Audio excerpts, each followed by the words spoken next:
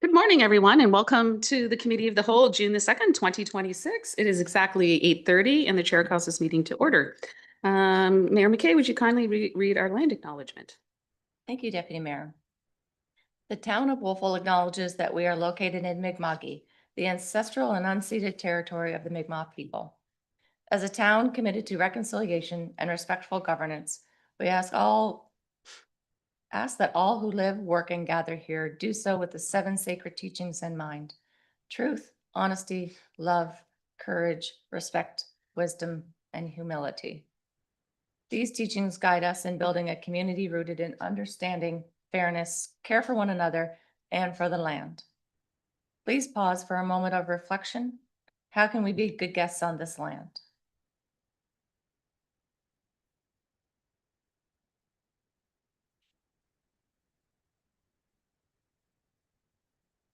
A recognition of historic contributions. We also acknowledge the histories, contributions, and legacies of the African Nova Scotian people who have shared these lands for over 400 years. And we acknowledge the shared ancestry of all people of African descent in Nova Scotia. Thank you, Mayor McKay. Our CAO, Glenn Horn, is joining us virtually this morning. Good morning, Glenn. Good morning, folks. Good morning. That moves us on to the approval of the agenda. Are there any changes or additions? There are no changes. Okay, thank you.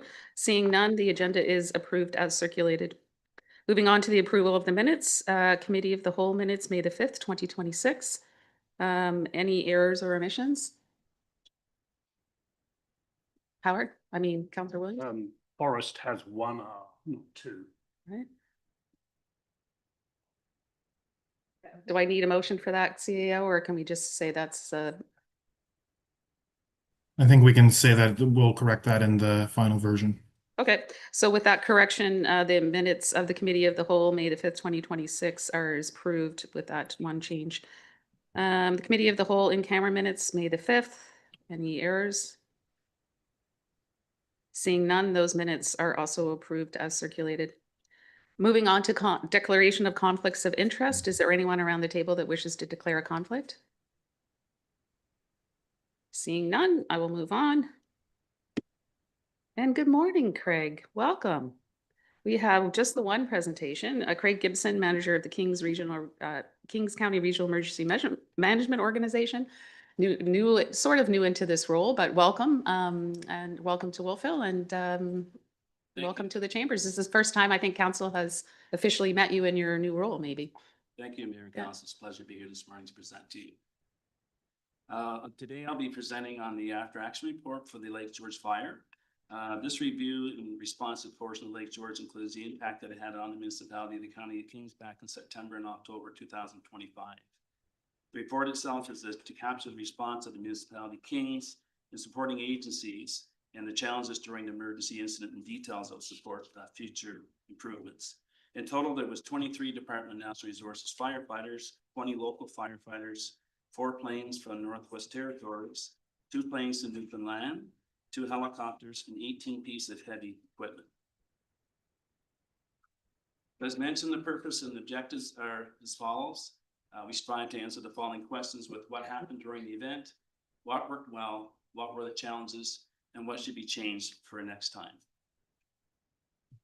In total, overall, the activation level through the Department of Emergency Management is a level 2, and that indicates a moderate serious event such as a large fire, flood, or storm that uses a lot of local resources requiring regional or partial government. And it also includes emergency plans, activation, partial emergency operations, and coordinating with other organizations. Sure. All right. Is this a lot better? Okay, the event itself, as far as destruction, evacuations affected 355 civic addresses. Of those, 79 were full-time from the Lake George area, with 275 homes evacuated and 56 on alert. 24 were undetermined. There was no loss of life or homes burned. Sprinkler systems helped save 85 homes using over 600 sprinklers. Approximately 288 acres, approximately 712 acres were burnt.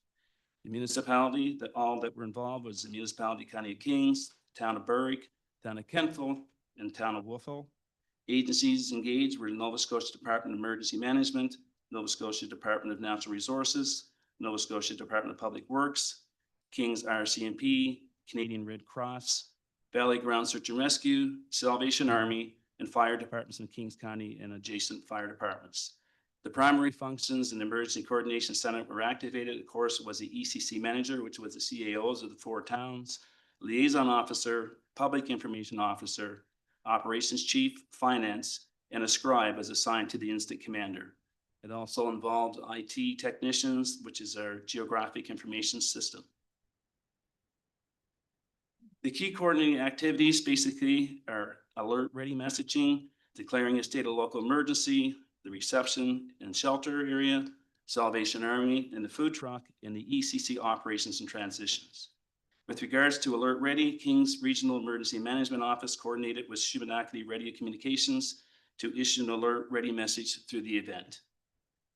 The declaration of state of local emergency was the standard of declared the Lake George area on September 29th at 17:55 hours, authorizing emergency control measures and resource coordination. The SOL was renewed on October the 6th, which was the state of local emergency, and ended on October 13th. The reception center and shelter, the Red Cross operated through the Louis Millet Center in New Minas. There was 213 households and 410 individuals registered. And with reception and shelter started on September 29th, and the Red Cross emergency reception area and shelter was deactivated on October the 9th. Salvation Army food truck was accessible. It was there. However, they didn't use service as such because most people by that time had either had people that they were staying with or had food that was provided to them elsewhere. The ECC in operation transition, it was initially activated 24/7, but on October 1st, transition went from a shift from 7 a.m. until 7 p.m. until it was deactivated at 1900 hours on October the 9th, 2025. Strengths during the event and what worked well: collaboration and coordination, successful communications, operations, and logistics. The collaboration and coordination effectively worked between the municipalities and the provincial partners, including positive integration with the Nova Scotia Department Emergency Management Regional Officer. All 4 municipalities shared responsibilities for staffing, which allowed for breaks in ability to continue service each municipality community during the event. The structure provided the ability to combat burnt out and stress for all involved. The manager set daily objectives at the beginning and ending of each operational period. High staff commitment, welcoming and supportive effect of ECC environment was created, and professionalism was maintained during a high stressful incident. Collaboration closely with the Red Cross and supervisors at the reception center, liaison officers from the ECC attended the site to provide updates. Successful communication was consistent and timely with the public from the ECC about activities and function. Strong, clear communication filtered from the Emergency Coordination Center with the Incident Commander and the Incident Command Post, Department of Natural Resources, and Department of Emergency Management. This was achieved by having a dedicated liaison officer from the ECC embedded in the Incident Command Post every operational period, as well as having Department of Emergency Management embedded into the Emergency Coordination Center. Regular briefings were held with leadership and supported by the Provincial Coordination Center and the REMO coordinator. As far as operations logistics, timely activation of the EC was set up quickly. Morale support provided to the staff working with the ECC with regards to meals and scheduling. Flexible shifts were available to those who were working with the ECC, and the geographic information system assistance was essential to receiving crucial mapping in a timely manner. What were the challenges during the event? Facilities and workspace, orientation, and role clarity. Facility and workplace at the time, the ECC was loud and hectic. The space was used during the ECC did not provide an opportunity for quieter spaces in the event of important briefings or phone calls. The ECC space provided a challenge with respect to local proximity of the phone hotline, the restroom area, and printer accessibility. Orientation and role clarity. There was initial confusion over the different roles in the beginning with the expectation of people fulfilling those roles.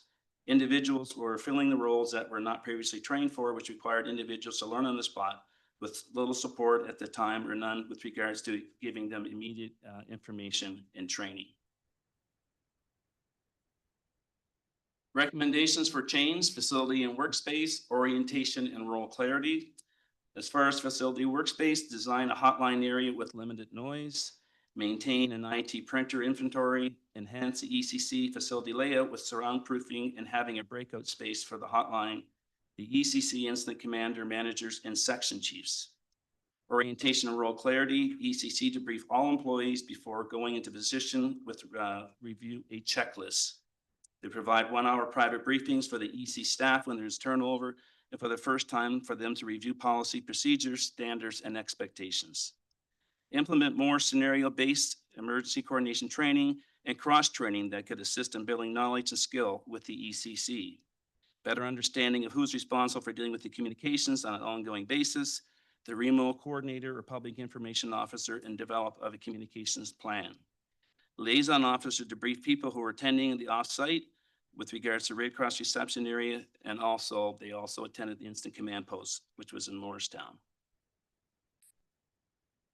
Other changes: shift change and knowledge transfer, communication improvements.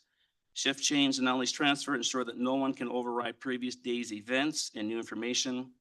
Implement structured briefings, standardizing file storage and having it printed or readily available, contacting an information list. Consider appointing a scheduler for longer events. The liaison officer should have a dedicated cell phone to maintain consistency and access numbers across the shifts, and all staff to complete and turn in their ICS forms after training. Communication improvement, development of consistent message scripts were helpful. Build awareness of the daily forms in the ECC and what they're used for. Have a daily assigned time to brief all council members each day for 15 minutes and online to have the instant command post brief the ECC. And ensure a scribe is always available. Reinforce chain of command and respectful communications. An initial call for support to Red Cross to go to the disaster line, which ensures it is assigned to a person on duty in a timely manner. Consider the daily assigned time for the support center to have a briefing with the ECC to ensure partners' needs are met. So this is just a layout, if you will, of the fire when it first came out was reported. The broken line just shows basically the surrounding area that was the main issue and concern. As you can see, it was on September 29th at 8:25, or 25 rather, at 17:25, which was 9:25. And you can see the line basically is going right down to almost the bottom of Lake George itself and to the right to North River Road.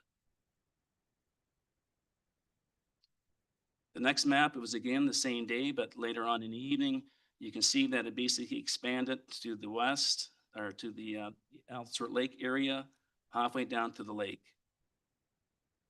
as the information was coming in with regards to at the instant command post, in contact with DNR and their information officer there as well.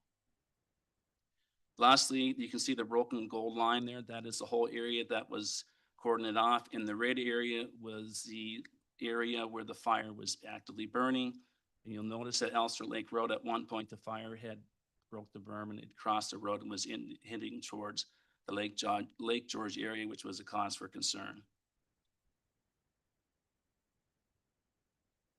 So in conclusion, the Lake George wildfire response showed that the strength of Kings Remo partnership and the staff commitment. While the Emergency Coordination Center operations were effective, the report highlights that improvements are needed in onboarding, communication, and facility readiness.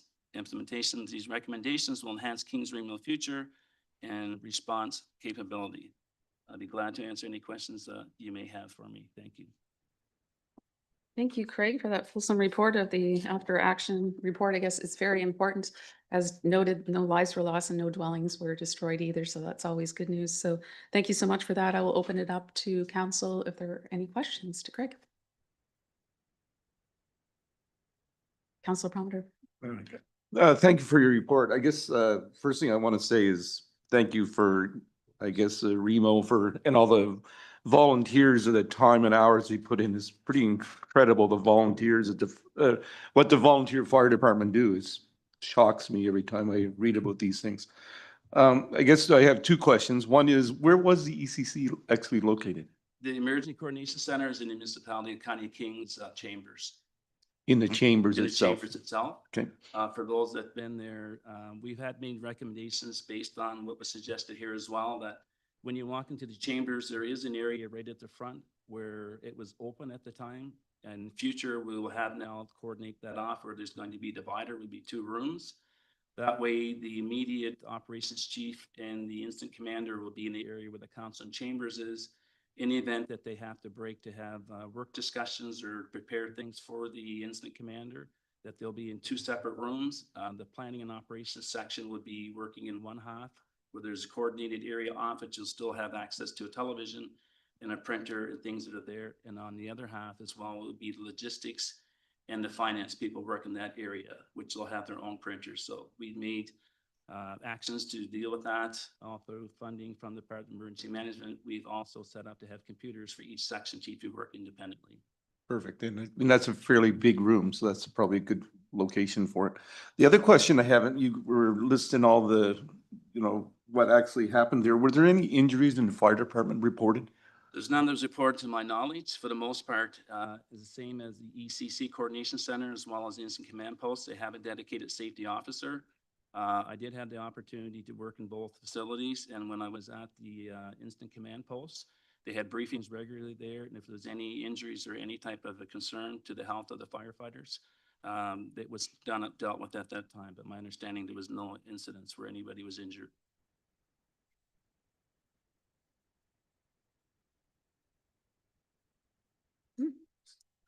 I don't see any more lights on, so you're free to go. Thank you for all that information. Okay, thank Morning. you very much. Thank you.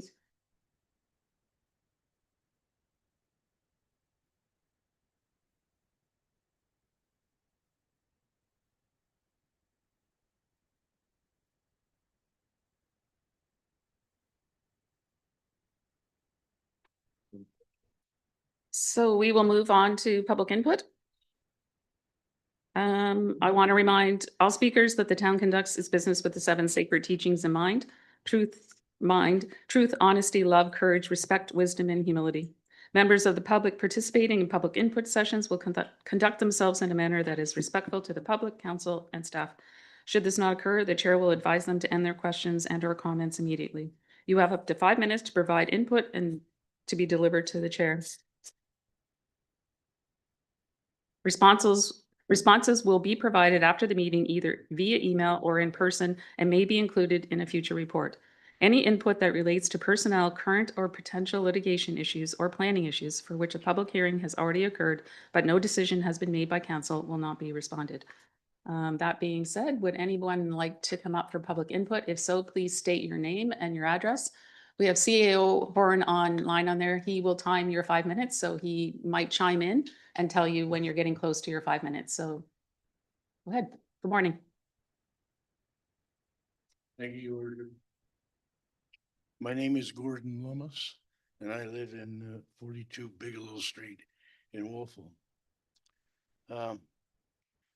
Before saying what I came to say, I just want to thank council for putting the map that I donated up here. It's a long story, but I retrieved it from Ontario at some expense and donated it some years ago. It ended up in a lot of different offices around. It was my hope that it would be placed in town council chambers. It's a rare map, even has names of who lives in what houses. And it's the county is very proud of theirs in their main entrance. And I think you'll find that this is an even better map than that. So I'm just delighted that we're happy to donate it, and we're happy to see it in the council chambers.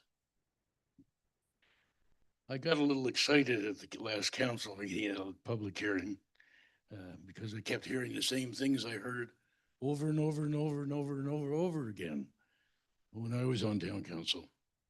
In fact, I looked at my election brochure, and it was mainly people wanting to maintain the character of Wolfville, and this has been going on for some years. This is perhaps a better place to ask the 4 questions that I asked at the public meeting.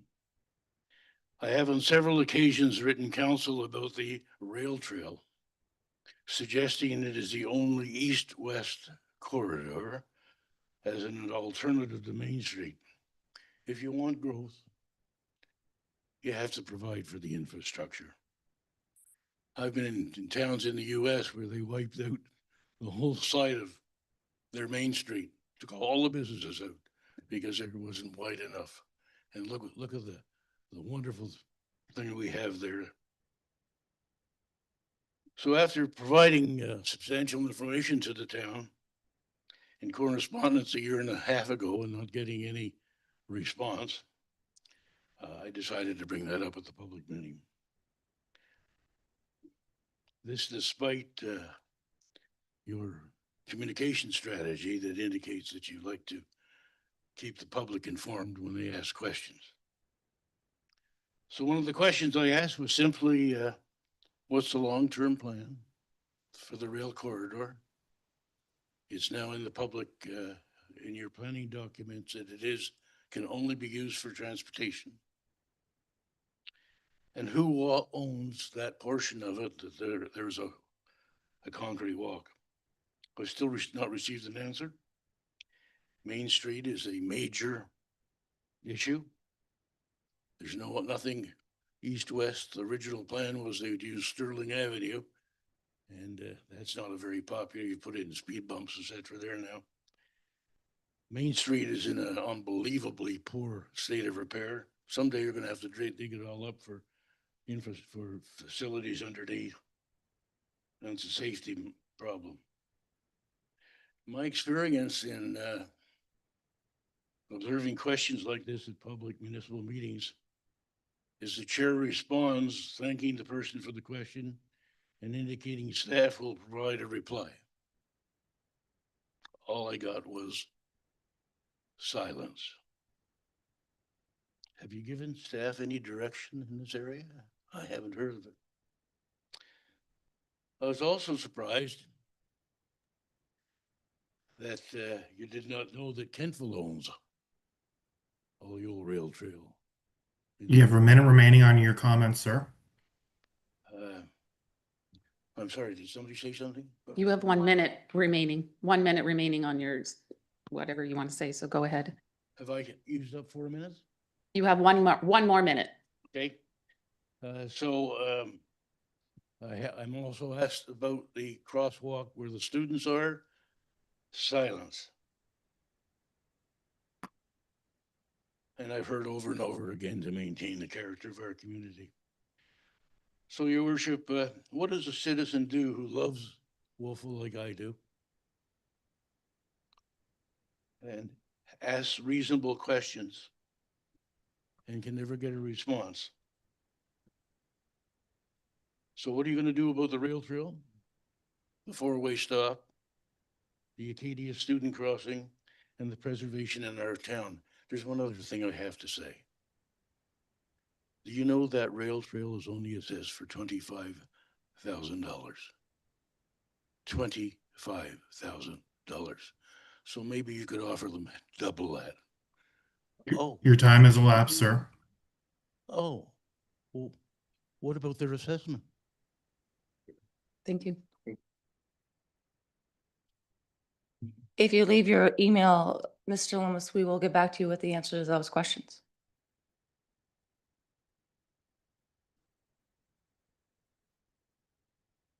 Hi, my name is Jeremy Banks. I live at 5 Locust Avenue. It's the house with a lot of mulch in front of it right now. Excuse my appearance, I just came from a run, but I wanted to tell you 2 stories. One is a happy story that I'm really proud of. One is a less happy story. The happy story is that the Wolfville Social Club is doing Midsummer Night's Dream at the Al Whittle Theatre. It's going really well, and we're really even more excited because after this year of doing Rocky Horror and now Midsummer Night's Dream, as well as a one-act festival, next year we've been asked to bring Rocky Horror to Mermaid Theatre in Windsor, to King's Theatre in Annapolis Royal. We're also doing Ride the Cyclone, a fall musical oriented around kids and young performers. We're also doing a one-act festival, and we're also doing another show, Last 5 Years, all at the Al Whittle. Those shows would not be possible without the support of the Al Whittle, and through them, your support. As such, I would encourage you to come to the show, and I will happily, if you walk up to the door any night and say, I'm with Puck, that will endear you to a free ticket on our behalf as a thank you for your support. None of that would have been possible without this wonderful community that we nurture and curate. So thank you. Yeah. The second story is less fun. It's a tale about Sam. Two Sams, actually. Samantha is a female, Sam is a male. They both love Wolfville. Samantha goes for runs in the morning before work. Sam goes for walks with his friends in the morning. Sam is overly enthusiastic. Sam is very friendly. Sam and his friends walk at Reservoir Park, and Samantha runs there. And sometimes when Samantha runs there, Sam makes aggressive or assertive motions towards Samantha, and recently jumped on Samantha and left scratches. This is described in many definitions as assault, but there's nothing to be done because Sam is a dog. And this happened before 10 a.m. And Sam did not respond to his owners, and instead his owners said, well, you shouldn't have been running. Well, it's not his fault. I find this very upsetting. For many people who run before they go to work, the only time to do that is when dogs are off leash, and not all dogs at Reservoir Park respond to voice commands. And I would just ask council either to enforce the rules that you have, to change the rules so that dogs must be on leash at all times, or to make it clear that everyone should be prepared for possible assaults by animals. Thank you very much.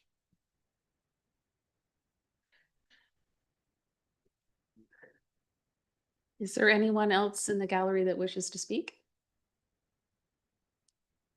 Laura, is there anyone online that, no? Okay. So that does conclude our public hearing portion. Input, sorry. We will move on to staff reports for discussion. RFD 008-2026, Town Facilities Priority Setting and Next Steps.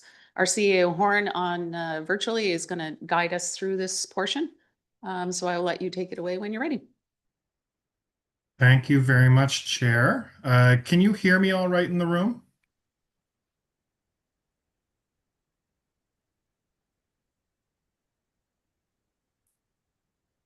Can you guys hear me? Oh, Yeah, we can hear you fine, Glenn. okay, great.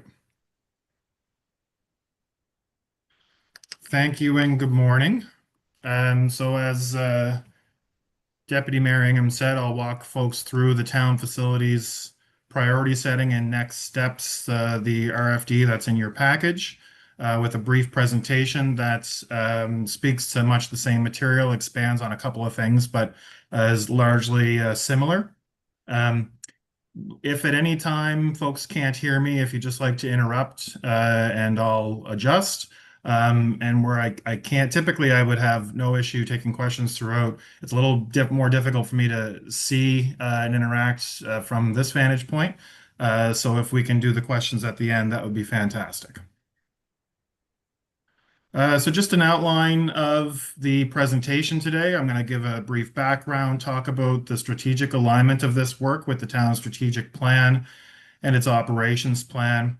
I'll get into providing a little bit of information and outcomes on the facilities assessment that was conducted with the support of Fathom Studios. And then we'll get into the recommended shift in approach from what we had previously been doing to what we're describing as a sequential asset-based approach to facilities going forward. We'll then get into the recommended priorities in that sequential asset-based approach, chat about some climate considerations, and then get into next steps. So by way of background, in October of 2022, Council approved design of a new combined town hall and library on the existing town site. This came as the result of extensive work before that date, years of work, to look at various options and then finally arrive at that particular decision point. At that point, Class D estimates had been provided, putting the town hall, a new build of town hall and library at approximately $9.5 million. The fire hall was then to move from that site to another undetermined site, and that was pegged at about $4 million.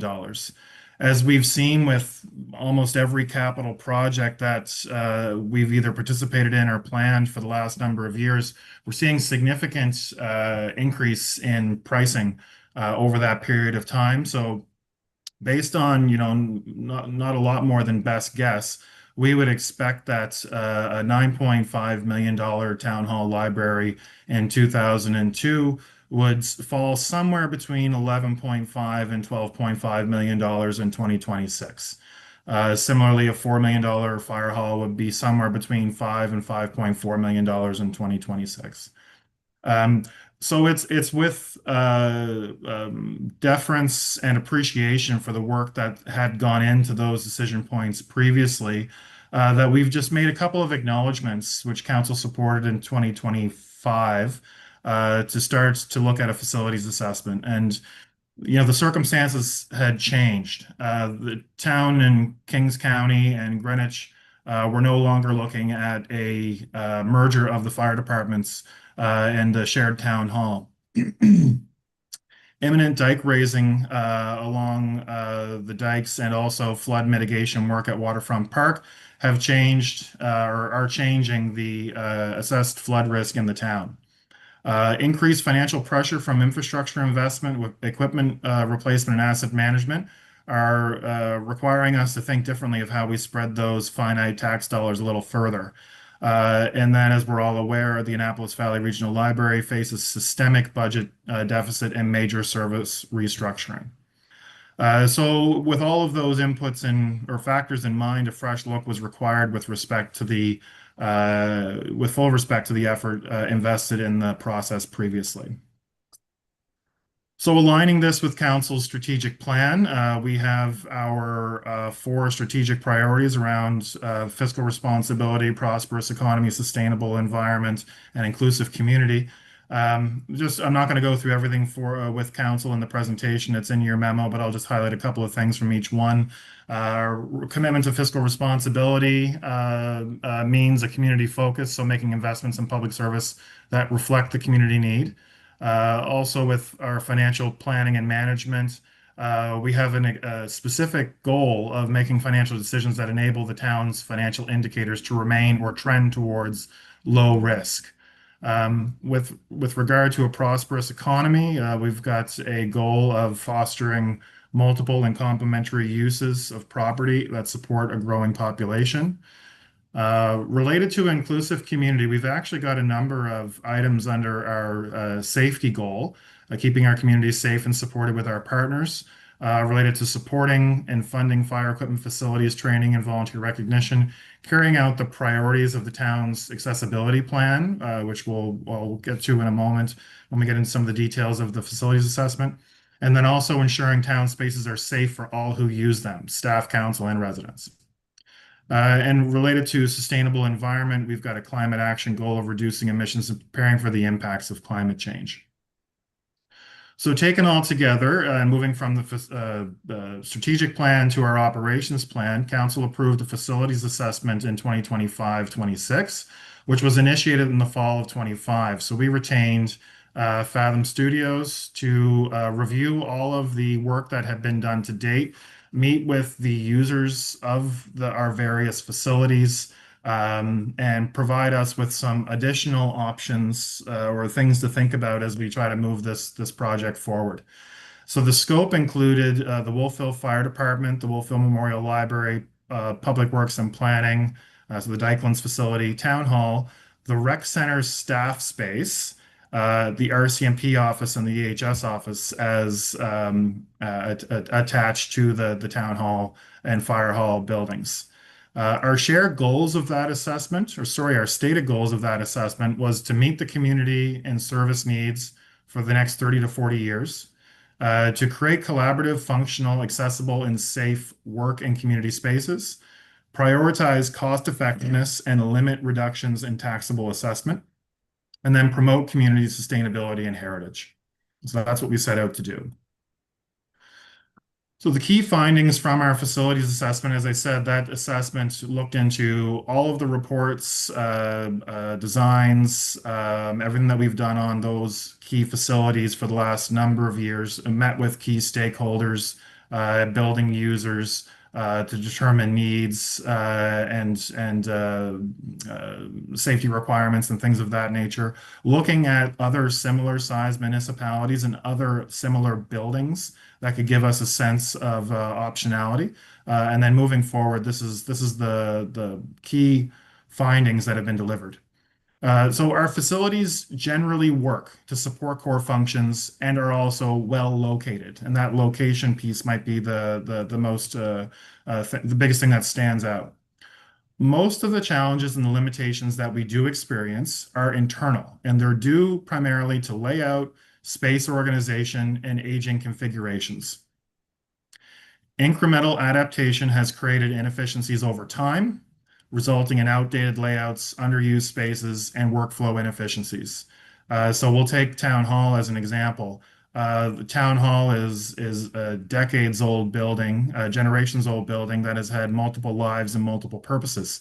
And as we've changed those purposes over time, so has the layout. And when you give a building like that alterations again and again and again and again, you do start to find the inefficiencies in its overall structure and its overall use. Getting back to our accessibility goal, accessibility gaps are a recurring issue across every one of our facilities. So that is something that will have to be addressed no matter what we do going forward. And then finally, there is a strong case for renovation over relocation or new builds, as many of the issues that have been identified can be addressed through reconfiguration, co-location of function, and targeted upgrades and additions. So that's where where the facilities assessments landed. Our strategic takeaways: optimize what exists, address accessibility and functionality, target investments over wholesale replacements.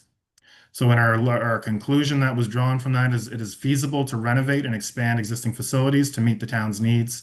Additional planning and design is required to determine specific options and costing.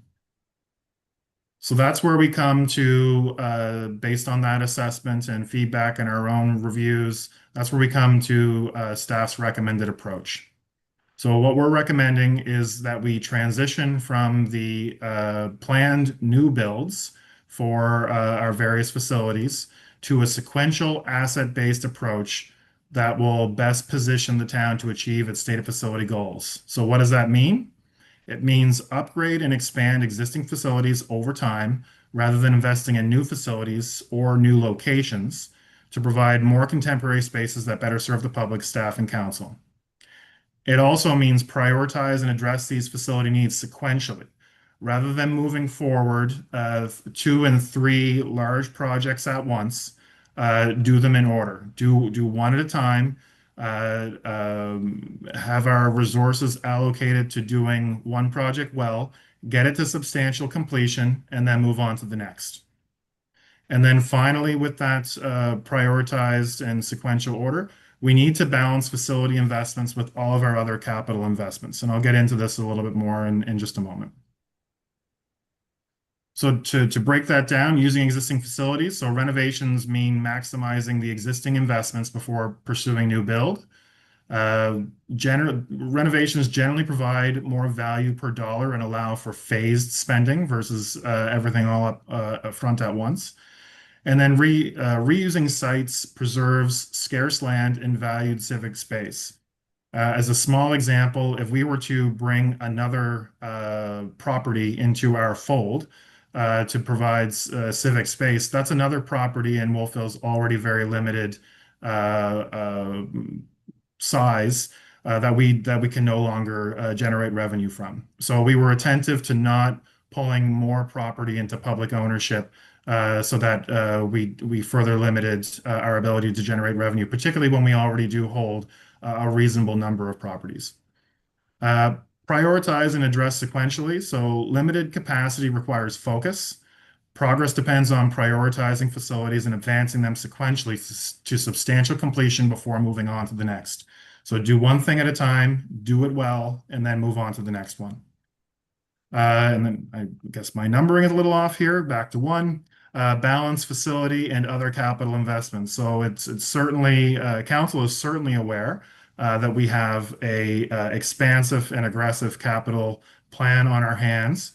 Significant investment is currently directed towards roads and major infrastructure projects, limiting immediate capacity to advance facility upgrades. So when we go back to the new buildings that we were previously looking at, we did not have in our capital plan the road upgrades that we do now. So council over time has shifted its focus to some of those key areas that the community has prioritized related to roads, road condition, road safety, active transportation, water and sewer to be able to sustain an evolving community. So we're making investments in those areas. It means we have to balance our needs in other areas like facilities. It's not saying that we can't do them as well, but we do have to take them all in balance so that we can provide these essential services and also remain in a good financial condition. So with nearly $58 million in planned capital expense, excluding facilities at this stage, facility improvements must be balanced against other critical infrastructure investments. So now we get to the recommended priorities. So the priority one is creating what we're terming as Dykeland Operations Center. So this, with council's consent, would be where our focus immediately turns. So this is taking our current location at 200 Dykeland Street, so the existing Public Works and Community Development Building, and expanding and renovating it to house all town staff and serve as the primary civic service center. The proposed upgrades include building expansion, renovation of the first floor and exterior upgrades, yard expansion, parking, integration with the Harvest Moon Trail, which goes just by its border. The creation on the first floor of an accessible customer service space so that our residents can come in and out without much difficulty and engage with the town in that way. It would also require upwards of or more than 12 new office and workspaces. We would require upgrades for accessibility compliance. It will also improve the energy efficiency and meeting space. And the fire training area is located at our Public Works yard, and that would also require some either relocation or reorganization. And so the discussions related to that are actually currently underway, because regardless of what we do, that space does need a little bit of TLC. So that is currently underway with the fire department. Where this is recommended to be our first priority, we've provided a little bit of a preliminary timeline. That is that we can get project planning and design underway in this fiscal year. We have a $100,000 budget in the capital plan for facilities work, which will be allocated to this project. With an ideal situation that we could have something tender ready for late 2027.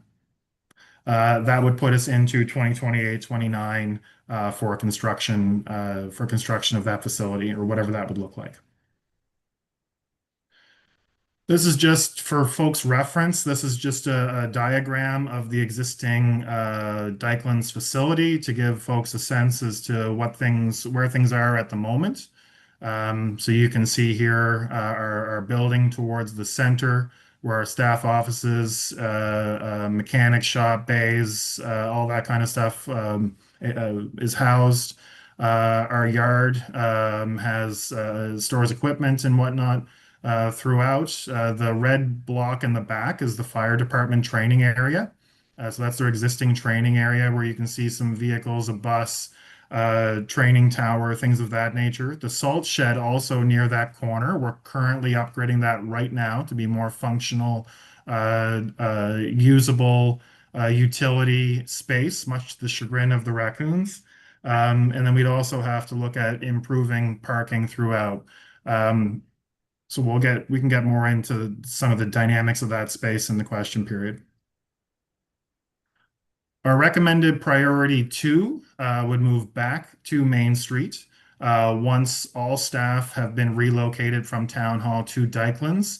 That's kind of pulling the block to be able to do more extensive review of Fire Hall and Town Hall and also the adjacent RCMP and EHS offices. So again, all facilities would remain at their current locations. With regard to the Wolfville Fire Department, there's a strong recognition of the value of the current fire hall site. This location is seen as strategically sound, highly visible, and well integrated with other emergency services. And just I'll stop here for a quick moment for a quick anecdote. You know, the one of the lasting experiences of folks who live in Wolfville and who visit Wolfville is our fire hall being on our main streets, right on the main drag. And actually when the doors are up and the firefighters are out in front of the trucks, just kind of hanging out. And the number of people who stop into our fire hall on Main Street and just get a quick look at the trucks and leave with smiling kids and plastic fire hats is just amazing. And quite frankly, you can't buy that. It's such a uniquely Wolfville thing, and adds a lot to our community. Renovations and targeted expansion to address internal and organizational layout challenges that make it difficult to properly separate clean and dirty zones. We'd also have to look at providing more room for limited decontamination space. And also, if you've been in the back of the fire hall, it becomes tight when you try to run simultaneous activities with multi-use spaces. So we have our training room, staff offices, gym, and kitchen all in very close proximity to one another. So doing some internal renovations and strategic building expansions to be able to give a little bit more room on that side of things would also be beneficial. As it relates to Town Hall, what's currently conceived of as a renovation to the council chamber, council offices, and other uses that are supportive of public and emergency services. So at this stage, the overall vision there would be that the council chamber would remain in the current town hall site, with more room for council offices and meeting spaces, potentially a little bit of room for emergency services, which also occupy this property. And the town hall would continue to be the main civic space of the town. We'd have to give consideration if the staff component of our operation are moving to Dykelands. We'd want to also give consideration if there's some council-specific space that should also move to Dykelands just for that closer proximity, and keeping those linkages as well. And then finally, the RCMP and EHS require upgrades to address some of their issues concurrently with fire hall and town hall work. So both of those spaces, EHS and RCMP, which flank the overall building, are relatively small, modest, and require some level of upgrade just to give them additional functionality as we move forward. So a preliminary timeline on this, details to be developed once Dykeland progresses, is look at that project planning and design phase in 28-29 with a potential tender in 29-30, and then potentially construction in 30-31. Again, with our sequential approach, is we want to make substantial progress on Dykelands before we actually dive into this with a lot of additional detail. And then finally, we have recommended priorities. I'm putting these two together, 3, 4. They could. There's no rhyme or reason for a particular order, but both the library and recreation center are looked at from past 2031. So again, using the existing facilities is feasible. What we would do on those at those locations is the specifics of it is still to be determined. The library, significant study and focus over the last 8 years, but as we all know, the Annapolis Valley Regional Library is currently undergoing major service restructuring, and so some reassessment of library needs based on just very, very recent announcements is going to be required. And then Recreation Center, this has been the subject of a few different conversations at different places at different times over the last few years. So some level, we do know there's some level of need there. But it requires more assessment and some partner engagement on both recreation needs and overall community needs before we start to focus a lot of investment there. We do need to come up with a good and coherent plan. So both facilities would be reassessed and prioritized once priority one is substantially complete. Both facilities are in planning stage with no defined construction timeline, but this does not preclude maintenance or minor upgrades or landscaping improvements in the interim. As we've said, even over the last year and a bit with both the fire hall and town hall, if we have needs related to occupational health and safety, or we have needs that are relatively minor that would create an outpaced community benefit, then we do look at those, even though we don't have a particular plan in mind for the future of the site or the space. So going back to balancing capital priorities, as we said before, we've got an almost $58 million 5-year capital investment plan, and this does not include substantial facilities upgrades. What we're looking at in terms of facilities just over the next couple of years include parking lot and include the updates that we're doing to the salt shed down at Dykelands. And they include planning for facilities upgrades, but they don't include a whole lot beyond that. So we have to balance that with everything else that we've got on the go, which, as council knows, is extensive. We're about to wrap up, knock on wood, in August, a full expansion to the sewer treatment plant to provide a third cell. We are going to be repaving, mill and pave East Main Street later this month or into July, which includes, the better driving surface, but also better facility for active transportation. We're looking at our our Safe Streets initiative, which will provide some needed upgrades to various streets, intersections, and whatnot throughout the town to make them safer for all users. I just mentioned we're upgrading the salt shed at Dykelands to be more usable utility space. We have 2 fire trucks on order for our fleet, with a third one to come in about 5 or 6 years' time. Those fire trucks, in and of themselves, once all ordered and all received, will be an investment of approximately $7.5 million. And we've also got required upgrades to our water system, from a third well to our overhaul of our SCADA system, and many, many other projects across the board as well. So we are a busy little town and need to make that dollar go as far as we can. A couple of considerations related to climate. So we've updated our flood risk mapping as part of the municipal planning strategy update, and also in light of provincial investments to raise the Grand Pre and the Bishop Bethwick dikes, and also closing that what would be a hole in the middle with some upgrades to the waterfront park as well. So that updated flood mapping supports using existing facility locations for renovation and expansion. I know that was a topic of conversation the last time the town was looking at facility locations. And also aligning it with some other climate action goals. Consolidating all staff at Dykeland reduces corporate greenhouse gas emissions and improves energy efficiency for that building. Renovation expansion of existing facilities also aligns with municipal planning strategy of efficient land use, integrated service delivery, and environmental stewardship. Even something small like the amount of, I guess it's not that small, but the amount of debris that would be going to landfill with a full tear down of a building and new construction would be avoided by targeted renovations.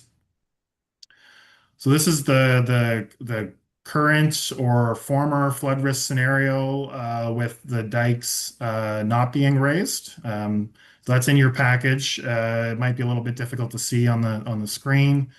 This is the future flood risk scenario with the dikes being raised and the waterfront park work being completed. And then this is the map that is actually in our land use bylaw and has been approved by council as part of our overall planning strategy. So it shows a shifting in where we can expect coastal or overland flooding to occur in those instances. Financial implications. So the 2026-27 budget includes $100,000 for facility design to continue planning and design work. I had spoken about that previously. That is intended, if council endorses these recommendations, is intended to be used for the redesign of the Dykelands facility. No major facility investments in 2026-27 budget or ops plan beyond this allocation, other than I had said about the parking lot design and the redevelopment of the salt shed. And estimates for specific projects will be brought into the 5-year capital plan once priorities are confirmed and design work is complete. So what you are essentially giving permission for, if you do endorse this approach, is for us to go back, do the work, and then at regular intervals, feed this work back into capital planning so that we can determine what will be done, when will it be done, and how it's balanced with our other capital priorities. So brief closing statements, and then I'll be happy to take any questions. Our circumstances have changed since the town's previous facilities decisions were taken, necessitating a fresh look. We initiated a facilities assessment in the fall of 25, and our strategic takeaway was to optimize what exists, address accessibility and functionality, and target investments over a wholesale replacement.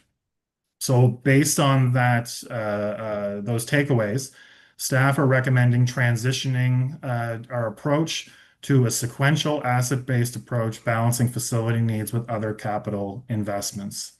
And so whenever council would like, this is your draft motion for consideration, but I'll stop there and take any questions that council has. Thank you, Glenn. That was a lot of information, and it is really amazing how our circumstances have changed since 2022.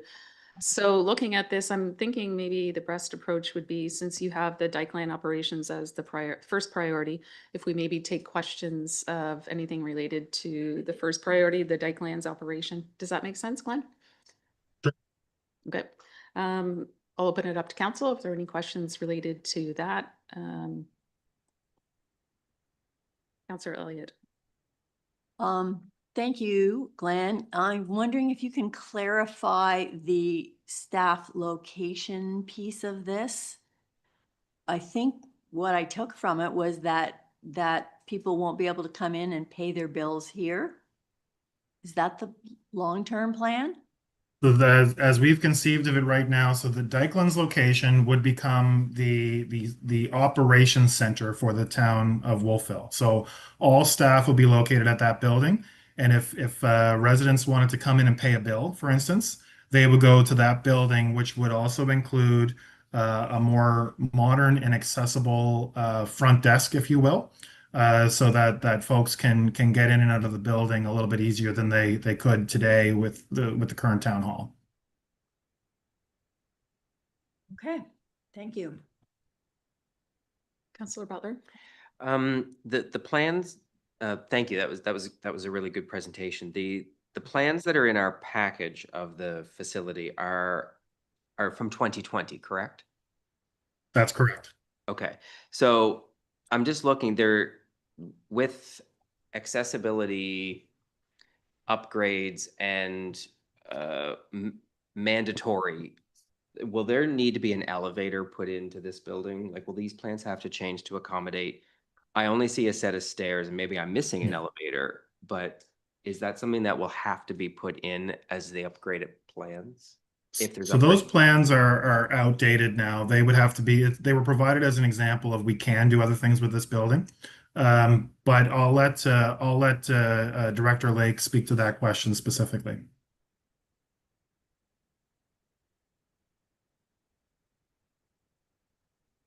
The simple answer is yes. Yeah, and those plans, as Glenn said, were just as an example of work that we've already done. There's a lot of good code compliance in there for other things like fire separations between different types of uses in the building. And there's some good ideas on office orientation, but yeah, we'll be revisiting those and looking at accessibility in particular. Councillor Williams. Yeah, last night, three of us, Councillor Elliott and Councillor Parmenter and myself, went to the Fundy film, which was followed by an all too short discussion period. And a number of comments came out quite clearly, one of which was that, yes, there would be some dike building, but there would also be managed retreat. So I question whether council should be spending money on one of the lower parts of Wolfville, given that we've got no indication as yet from the province as to what parts of the dike system might be preserved and what might be let go, with the result that there's more salt marsh. We've already started building things like sewage treatment plants down on land that would naturally be flooded. We've also thought about yet more buildings in the lowest part of town, and I worry about that. You're using a report on flood risk that is dated 2021, I think. And since that time, there's been quite a lot of revising of sea level rise. It's already increased by 25%. The rate of sea level rise has increased by 25%.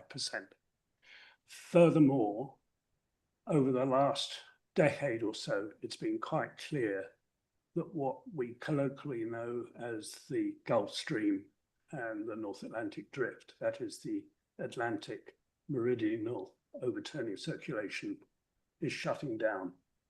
The one result of that shutting down is that sea level rise will be further increased along the eastern shore of North America. Those data are not incorporated in the flood risk plan, simply because this is new data. So I worry that the province may turn around at some stage, and instead of building up all the dikes, it may only choose some dikes and not others. Thank you. Thank you. I'll invite Director Lake to respond to that as well in just a moment, but I guess just off the top, we've not been given any indication that the planned dike raising in our area will not be moving forward, and we're still moving full speed ahead on complementary raising of the section across Waterfront Park as well. We will, if there's new data available that we can feed to our engineering consultants to do some additional modeling, we'd be happy to receive it. But I'd also state that, you know, the best of my recollection, we've never been part of conversations around managed retreat. And a conversation like that goes far beyond the placement of municipal facilities. So that's a much larger discussion than simply municipal facilities, if that were to have to take place. But maybe I'll stop there and see if Devin's got anything else to add.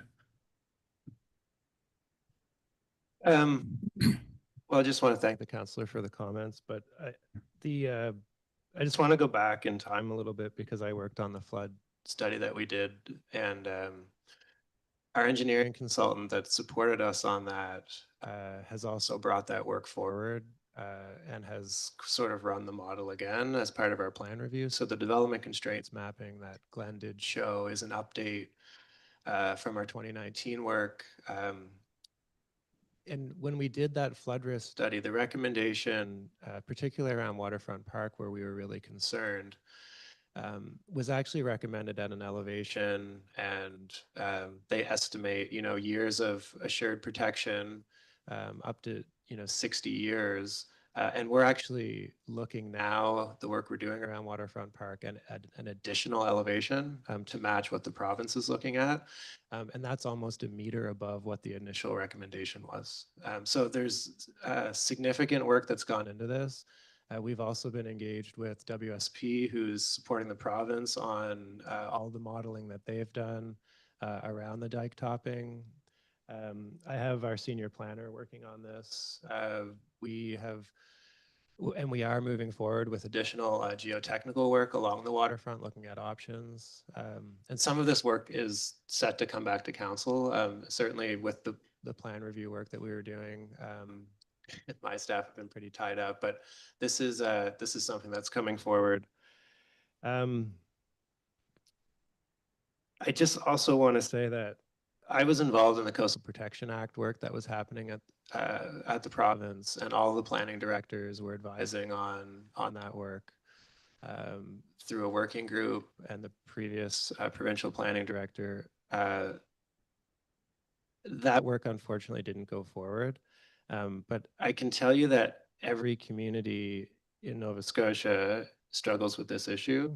And I think, without having climate scientists and different people on staff, we're really relying on the expertise of engineering consultants like CBCL. They work across the Atlantic provinces looking at this very issue. We are somewhat unique, but at the same time, we're not. Everyone is really facing this challenge. Thank you, Director Lake. Councillor Elliott? Thank you.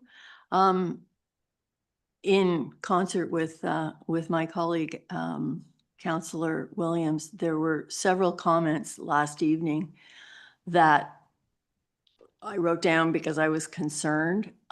This group that was presenting this film is called ResNet.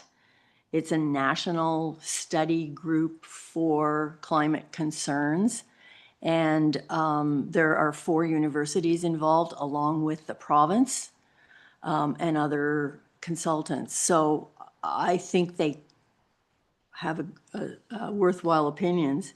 One of the questions at the end was from one of the volunteers at the Legion, who said, looking down on the dikes, that she's frequently concerned by how high the tides are. And one of the panelists responded by saying, it's important not to put additional things in tidal areas. Several times, maybe 5 times, we were told by the panel to talk to our municipal representatives. So you may get questions. It was pretty much a full house. There was one other thing that, oh yeah, I didn't know this. Apparently water can come in under dikes. And I have seen that actually down at Railtown, with the parking lot there flooded once. So I thought that was a fluke, but apparently it's a thing. So this film is quite interesting and is going to be available on YouTube. So I would suggest that I'm going to watch it again. So I just recommend that. Mayor McCann? Thank you for those questions. And thank you, Glenn and Devin, for the answers. So my question then is, I understand that, of course, we're on the Bay of Fundy, so there is water right beside us. To counter the other side of that, if we as a municipal government or don't invest or don't allow investment in anything that is in flood risk in 100 years from now, that would basically be from here, at least Main Street, maybe even up downward. I would suggest that the town would be decrepit, not maintained, no investment, and we would be gone before 100 years flooded us out. Because we would have no tax base, we'd have no commercial district, we'd have no Main Street, we would have nothing. So I understand that there's a flood risk and we should be mitigating against it, absolutely. But if we don't do anything to invest in it or allow anything on Main Street, we will have no town at all in less than 50 years because no one will invest in it. So the character that we all talk about will be gone in 10 years. We won't have to worry about it in 100. And maybe I'm wrong, but that's what that sounds like to me. So there has to be a balance here somewhere, and I'm hoping we're working towards that balance. And you can correct me if I'm wrong, Glenn or Director, like CAO or Director. No, I think I think you hit the balance on the head. Like we're certainly aware of flood risk. That's where the mapping and the modeling comes from. And if there's new data that we have to incorporate into that modeling, we can certainly do so. But that's what's, most of our considerations are about, is balance in trying to direct this investment and maintain a healthy and vibrant community.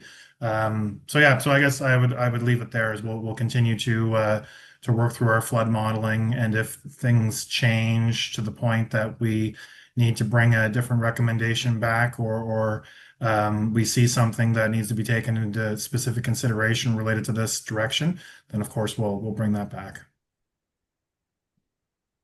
Councillor Van Niekerk? I just want to say that that this approach seems to make a lot of sense to me. I like the idea of using the assets that you already have.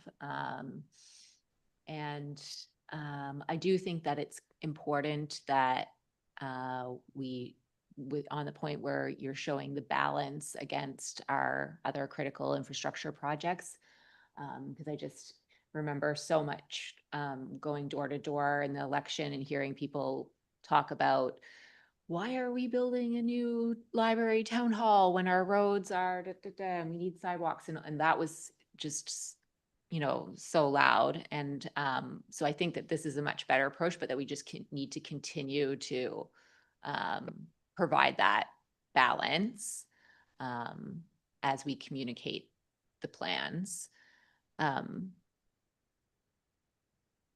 I guess I just had a comment about like the overall priority stuff. Should I hold that?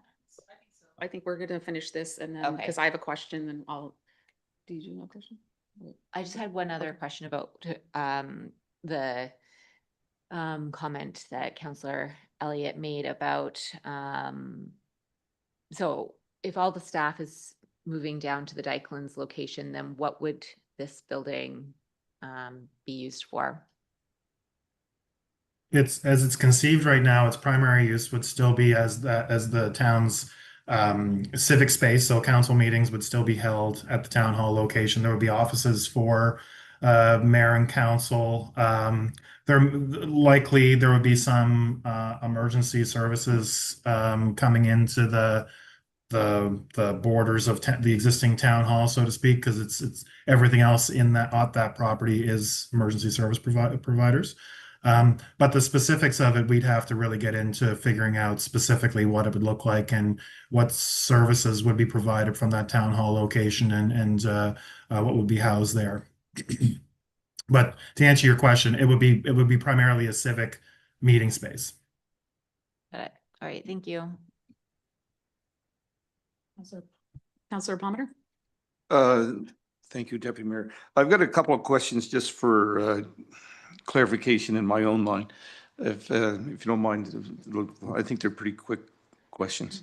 The salt shed, we're putting hammer and nails to that right now? Correct. Okay, thank you. The 58 million that you mentioned, Glenn, how long a term is that over? 5 years. 5 years. Okay, so we're talking, so anything would be 3 years out before any significant investment, correct?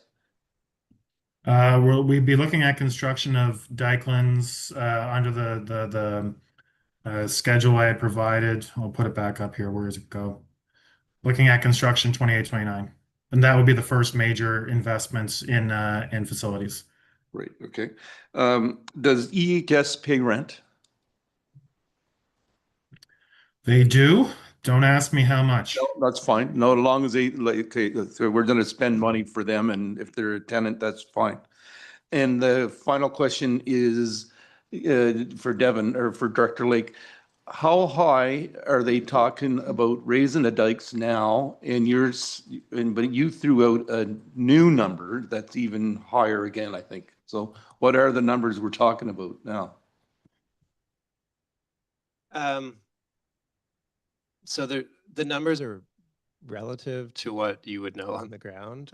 We actually do have some markings in Waterfront Park that you can see of how high the kind of average elevation would be. But it's at least a meter, and in some places it's almost 2 meters or 1.5 meters. It depends on what the existing elevation is. Some of our waterfront park is quite low compared to obviously where the existing dikes are. But the overall elevation above sea level is 9.5 meters. That's the design elevation that the province is aiming for. We're looking to match that as much as possible. I know there are some challenges on the Bishop Beckwith side on meeting that, but they're going to try to get there. And I guess finally, like, do we have a commitment that I guess is feds, or is the province? Who's actually going to raise the dikes? The feds? We have no reason to believe otherwise. It's federal funding, provincial project delivery. They have brought in a new project manager who, when we've met with them, is full steam ahead. Obviously, that department is delivering significant projects during this construction season. So yeah, we can follow up with a more robust update on their schedule. I guess my comment would be, before we start spending money down there, we want to make sure that's going to happen, because we know what the provincial government's done in the last little while. Mayor McKay? Thank you. Just want to comment that I do like the phased-in approach, as well as Councillor Denny said. I think we should focus on one thing, get it done. And I don't know if anyone has taken a gander around Town Hall lately, but or actually down at Dykeland. I think I can count at least 3, maybe there's 4 offices where people actually are in shared spaces, literally as close as Councillor Palmer and I together. So we'll hire a new person. Everyone has been moving and shifting around, and I appreciate those things. But I also think that we have a wonderful staff here, and I think that providing them safe and reasonable workspaces is important. We had Craig in here this morning, and I hope he likes his job because he's in a closet, quite literally.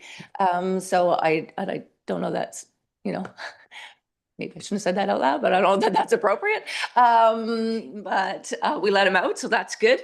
But I think that, I do think that it's important that we give people an appropriate space to work that is safe. So if we're going to do this, I think that is great. I think there will be some retraining of the public from coming into this building to there, although I think that's less and less if you spend some time in here, which I do. You see less and less people come in because people do things online now and interact in a different way. I do hope that, we build it appropriately if that's what we do, because I think 12 plus was the number on there, and I think we probably need more, and we should incorporate, because I know when I come into this building, I do enjoy the reason. I mean, you can do the work from anywhere. It's on this laptop, but I do enjoy seeing the people that are here. I enjoy the connections. I think we have great conversations, and some of the best ideas come from those hallway conversations of just passing by. So however that looks to incorporate council into the team space, because I do believe we're all one team. So if we can make that work, I think that would be really important. Thank you. So I'm sitting back here. Oh, sorry, you want to? It's not a response. I just want to add a couple of comments on our operations center proposal. It's really important that we have the priority setting so that we can bring back more work, is really what the intent here is. And I need to engage someone to bring that work back. Council would obviously be receiving more work, reviewing more work. we have to engage with a number of just internal stakeholders alone. But what I've sort of been setting up in my mind is bringing something back in the fall with the budget discussions. This is mentioned in the report, but I just think it's important to underscore the amount of details just on the public works site that we need to work through is significant. And we will have support for that. But just to give council the reassurance that this would come back to you again, there's not really a whole lot of detail in here other than we would really like this to be the priority. Thank you. So I'm just sitting back here listening to everyone, and I mean, I obviously hear that the flood risk is a big deal. I'm not going to date myself, but I sort of will. But in this, I mean, I've lived here since the 70s, and we talked about this back in the 70s. And as I grew older, and especially since I've been on council, I realized that how much more time and effort has gone into it from staff, and how many more reports. So I feel like we have to take what we have now, go into the future as the best we can, but we can't predict the future. But we know that there is some flood risk issues here. Director Lake, I have heard from you that you are heavily invested in the coastal protection and have done significant work in this. So I'm confident that you listening to council, that is a concern of ours, and also from CAO Horn to say that, you know, obviously you can see that this study, the first study was done back in 2022. We obviously in municipal government have the power and have to pivot at many times. So we don't know what the future is going to hold. So this is the information that we have now. And this is where Wolfville is located. I am in in favor of the phased approach, and I do like this project to be first in the timeline, only because we are bursting at the seams here as our town grows. So with that being said, I'll just open it up to council if there's any more questions on, and also like we have the priority. So CEO, you can correct me if I'm wrong. We're sort of looking at, it's not as much the timelines that we're looking at of like 29, 31. It's more the number 1, number 2, number 3, number 4. If we approve the dike lands operations first, yeah, we do know, everybody sitting around this table, that we do know that some timelines gets pushed. So we are looking at the priorities 1, 2, 3, and 4. I do like the dike lands as the first one and hope we can get moving on to that. So with that being said, are there any more questions related to the first priority, the dike lands? No? Okay.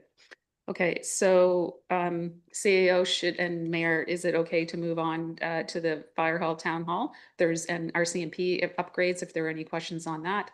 That has changed over time also. So just keep in mind, things do change. We're doing the best we can right now with this information.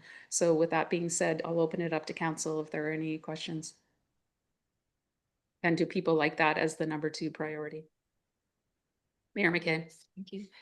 Yeah, I think that would be a logical next step, but I think well, the question we may get back from the public, because we had committed sort of to doing a library town hall, so that was on the book. So it's not saying that isn't still on a potential, I guess, but at this moment in time, just knowing the recent announcements, so just kind of putting that out there to say it's not on the topic. It's just right now we need to put a little bit of pause, and who knows what the Fire Hall, Town Hall, and RCMP and EHS could look like as number 2, but I'm in favor of being number 2, but it could look different depending on what we decide in 4 years' time, because that gives us some time to gather more information and make an educated decision on that.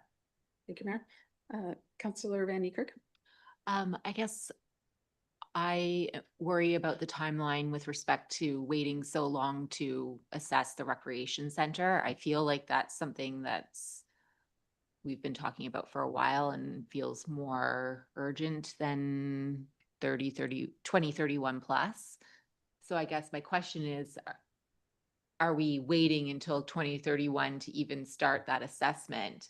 Or is that something that's starting now and with the hopes of doing something in 2031? And I guess I would like to have a further deeper discussion around the priority between Fire Hall number 2 and number 3. Just given that there's going to be this awesome new Dike Land Center, does it make sense to have the recreation center come next? In my mind, that might be, I'm not saying for sure, but I would like to have maybe more assessment or information to make that decision between those two priorities. So what I can say is what we'd like to do, based on this recommendation, is get planning underway for the Dykelands facility, if that's the will of council. That would be our number one priority and occupy a lot of our time for most of the rest of this fiscal year, so that we can bring something back, as Director Lake had said, in the fall and in winter for budget consideration. Once we've done that, we can have a little bit more conversation around the remaining options and what things might look like and so on and so forth. I will say and we will bring back further detail and further information for consideration, but I will say that the difference between fire hall specifically and recreation center or library is many of the needs or requirements for the fire hall are related to occupational health and safety. They are related to the separation of clean and unclean areas, decontamination, things of that nature. So and that's largely why it kind of took the number 2 slot.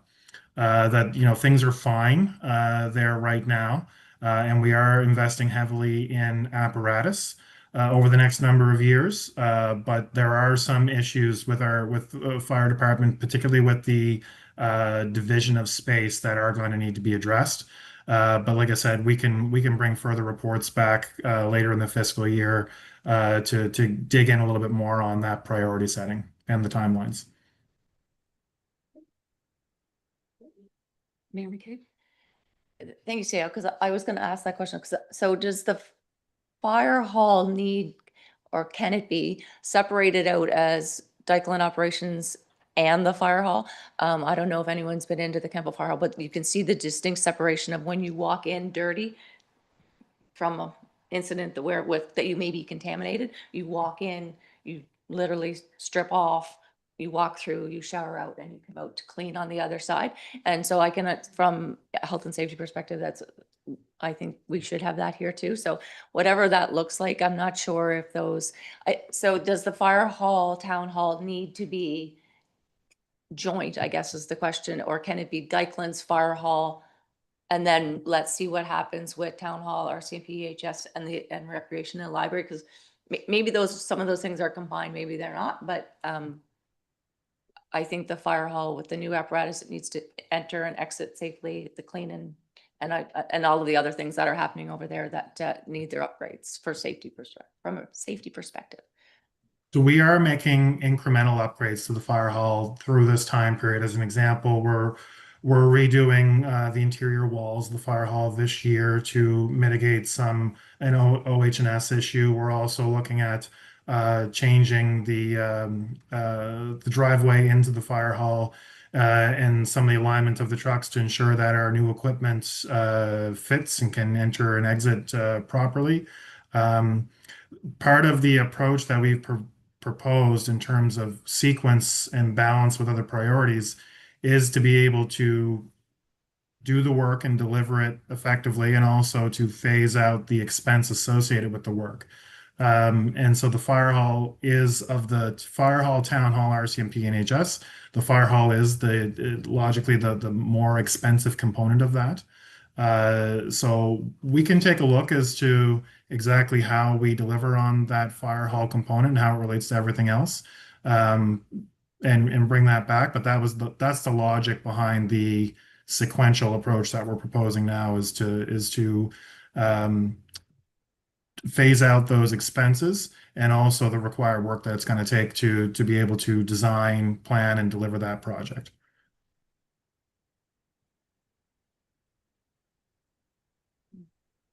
Councillor Palmer. I just want to clarify this for the record that the recreation center, we're talking about our recreation center. We're not talking about what the municipality of Kings is doing up in Colebrook, correct? Correct.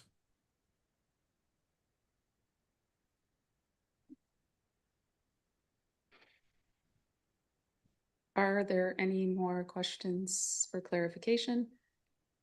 As we're going down these priorities, so CEO, I do know that you mentioned that is important to have at least the first one, the Dyke Lands operation, that motion, because there seems to be two separate ones. If the council didn't decide the other priorities, because on the second motion, would that be a concern for today? Do we need to keep going deeper onto that? I don't think that's would be a concern. I'll defer. I'll ask directors Lake and Gibson who are in the room if there's anything. What we would require is to bring that priority setting piece back, and I think we've received some feedback, good feedback here already. But if there's anything else, directors Lake or Gibson, that you'd want to hear from council, whether it be today or at a future date, to solidify that priority order.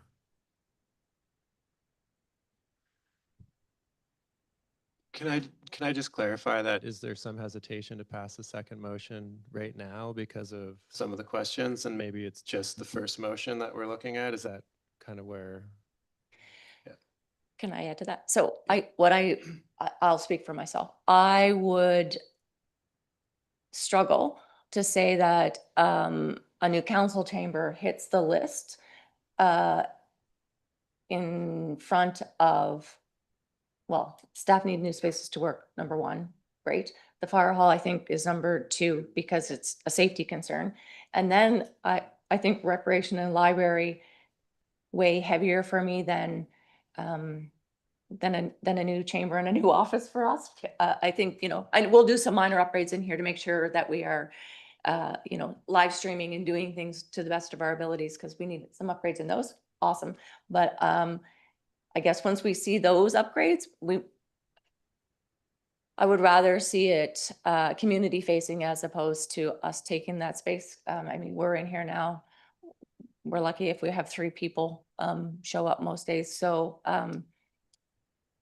as long as we're accessible and we are, people can come into the space and, have washroom facilities and that sort of thing. I think for me, if we could hit one first, fire hall, and the other 2, and maybe come back with the second part, but hit Dykeland first, I would be okay with that. And at least you could start moving on that and then come back with some more info on the rest. That's just my preference. Director Lake, would you like to respond? Just certainly from my seat, the first motion is the most important. I think there's a lot that will come out of exploring what we're going to do at Dykeland. And as the mayor indicated, we can keep working on that through the budget process. We're going to have a lot of meetings about this. Councillor Williams? Yeah, the optics of the councillors, the mayor and councillors feathering their own nest before community projects doesn't sit well with me. Councillor Prometer?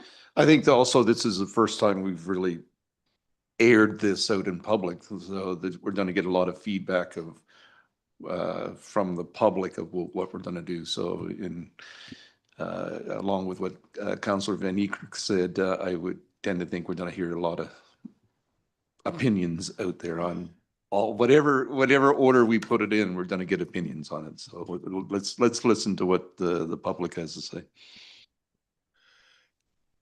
I just add one more piece to this. So I think the reality of costing these projects and what the construction environment is like in the valley, we're probably going to come back with a series of really practical upgrades that are higher priority. Even at the Dykeland facility, I foresee just the outside work is significant to reorient ourselves to be a public facing facility with parking needs and access, let alone what we have to do inside. And so I think that will give you much more detail. There's going to be budget constraints. We're not going to be able to give you the jazziest project for Dykelands that we would want. So I think it's going to be stepped over time and setting some things off. And council may then have an opportunity to make an interim investment somewhere else. So Chair, sorry, go ahead, Jen. Go ahead, CEO.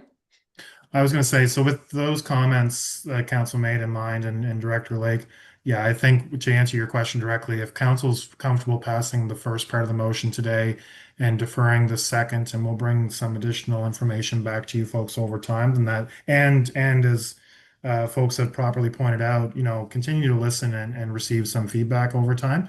I think that's no problem at all. Okay, thank you, CAO. I do agree with my counterparts that it's most important to have the occupational health and safety, and safety is first and foremost.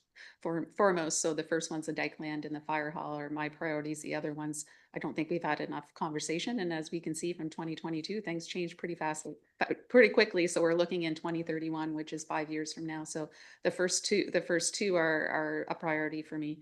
Councillor Elliott. Just a side note, the last thing on the list is the library. And with Port Williams closing and Kentville closing, we have no idea what the demands are going to be. So a lot of this is just going to be progressing through and making the best guesses at the time. Yeah, great. All right.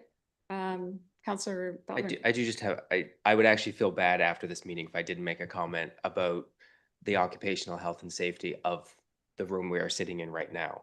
I would say more times I have felt unsafe in this room than safe. So I do see this area as a priority. Definitely the fire hall. As soon as the CIO mentioned occupational health and safety, having taken the course multiple times in many workspaces, there are times when, yes, we only have 3, but have been a couple of times when we've had 60 or 30. I did not feel safe for 1 second at the Legion during our public hearing. And I think that does have to be a priority because that is a decision that we are making for the next group that sits in this space. And we don't know what the demographic is going to be. So I do just want to say that I do think it is a priority. I do support the Dykeland operations first. And then the fire hall, I think, is definitely number 2 for me. So I just wanted to make that comment. Thank you, Councillor Butler. Could be leaning towards fire hall, town hall, and the second one also because you're right. It is important that you feel safe in your work environment. All right. Do we have any more questions? So Mayor, I'm looking, are we ready to put the motion on the floor? Would you like to do that? I can do that. Thank you. I would move that committee of the whole forward the following motion to council for decision. That council directs staff to prioritize upgrading the Dykeland facility as the town operations center, and that the 26-27 facility design budget be allocated to begin diligence and costing of upgrades to be brought into the 27-28 budget process and further council decision making. Thank you. I will second that. Thank you. Thank you, Mayor McKay. Councillor Butler did second that. Are there any questions on that motion? Seeing none, I will call the vote. All in favor? Aye. Opposed? And that is carried unanimously. Thanks, everyone. Thank you. Respectively, I'd like to just call a quick 10-minute break before we move on. Thank you.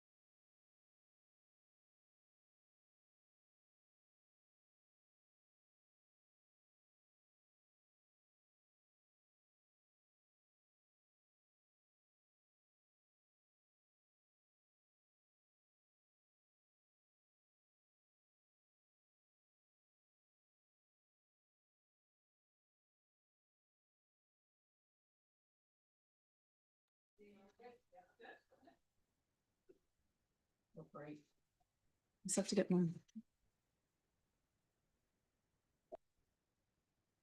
And we are back. CEO, hopefully you can hear us still. Our Yes, next we staff can. report for discussion is an information report 014-2026, an approach to art in public spaces. Looking at Mark and Devin tag team. Yes, thank you so much. And good morning, council and mayor. We did want to speak a bit about public art today. This is in the operations plan. And I think it was a great opportunity to get this on the agenda today, as we've got a bit of momentum going with public art, it feels like. And we did want to respond to council's approved 2026 operations plan. So within that operations plan is an expectation that we would build an approach to public art in Wolfville. And we've got a bit of an outline here that we'll walk through today. Happy to take feedback and pivot where needed.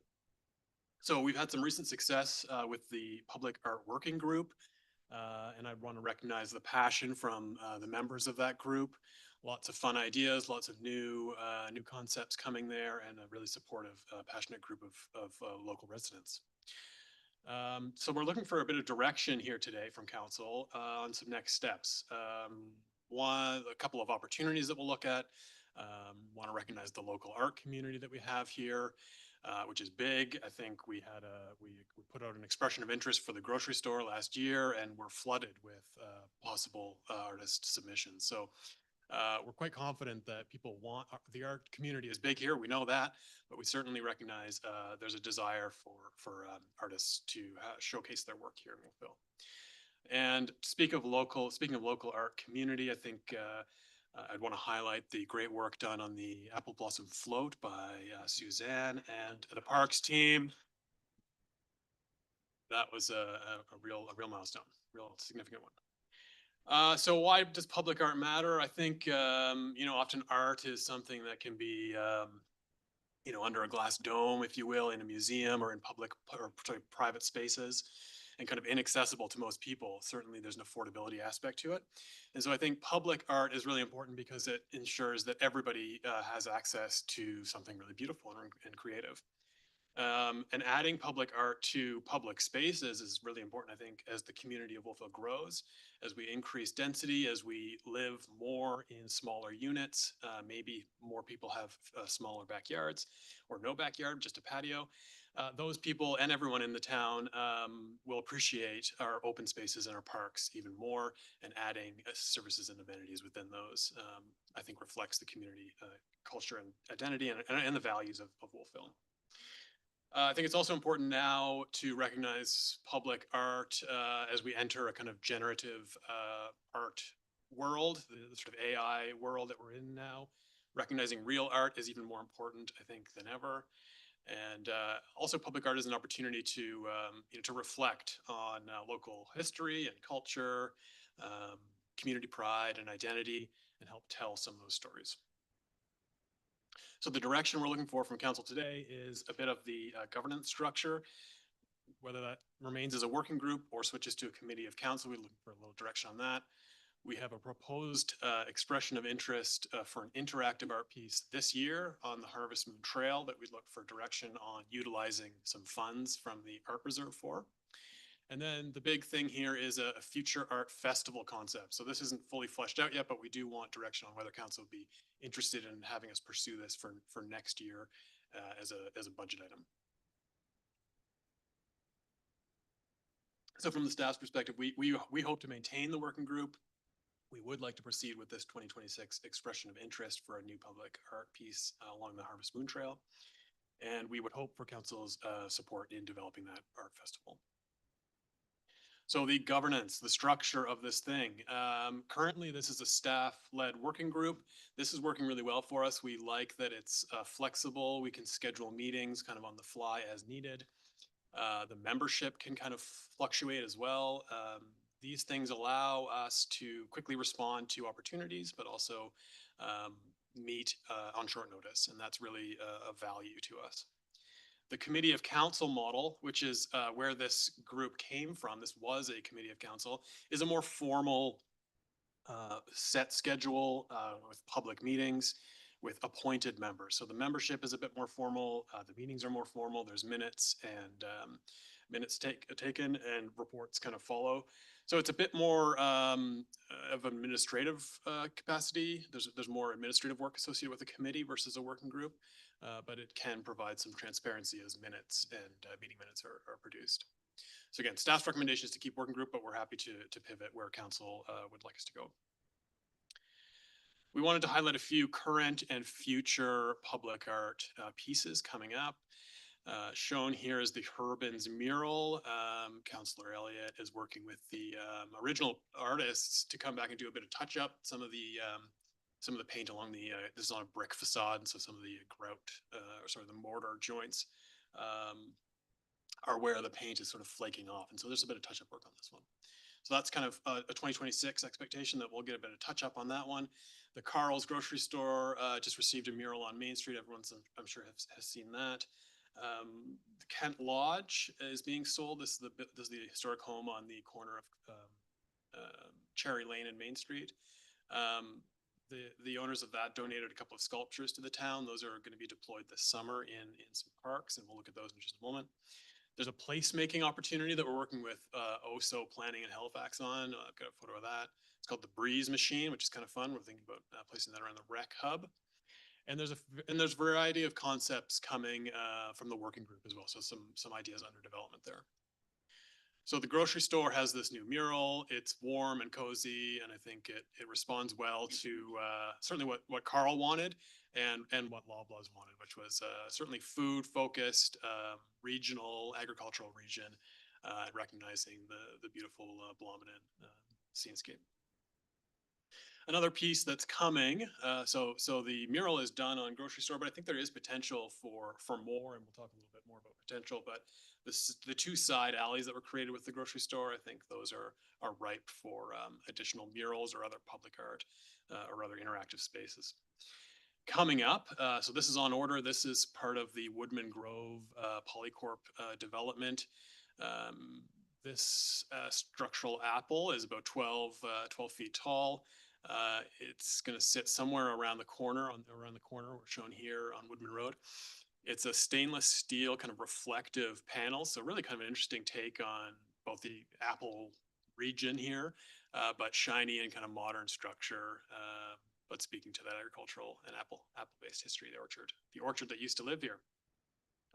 We're working with the developer on accessibility improvements around this. So creating a bit of a hardscape plaza around it with maybe a bench and a waste bin so that it can become a bit of a pocket park. So that's something that's coming. Stay tuned for that, maybe later this summer or into the fall. The Breeze Machine. This is a cool kind of creation that was made in response to a public art festival in Winnipeg, where they were looking to create a theme of cooling the urban space in the summer. And this was OSO's response to that. So they had this custom fabricated fan. It's a big fan that can cool people off in the summer. But what's fun and interactive about it is that it's powered by a stationary bicycle. So if you're walking down the street with some friends, one person can hop on the bike and power a giant fan that's fully enclosed and in a safety cage, but it can blow and cool off a whole crowd. So it's kind of a fun idea. This is something that we're thinking about locating around the rec hub. This would be a temporary installation, maybe a month or two this summer, but could be installed around the rec hub as it's sort of bicycle oriented and people coming back from a ride might want to cool off. So that's something that we're looking at as well. The sculptures that came from Kent Lodge, these are shown here. There's the birds we're hoping to place in Waterfront Park against the sort of skyline, and the other one on the left was referred to as the Noodle by our working group members. So these are coming to parks soon. Excuse me. Some future public art initiatives that are worth mentioning here. Again, the sides of Carl's grocery store, there's two sides. Carl seems to be interested. Loblaw, the owner of the property, is also willing and interested in additional murals. So we could do more things to activate those alley spaces. That's a future opportunity. 292 Main Street. This was a building just down the road, of course, permitted through a development agreement, and in that development agreement, $100,000 worth of public art contribution is to be made. That's over 20 years, so it can be spread over multiple years of contribution. But the initial chunk of that is intended to provide murals on the north side of the first floor of 292, and future years contributions could go to public art in and around that location.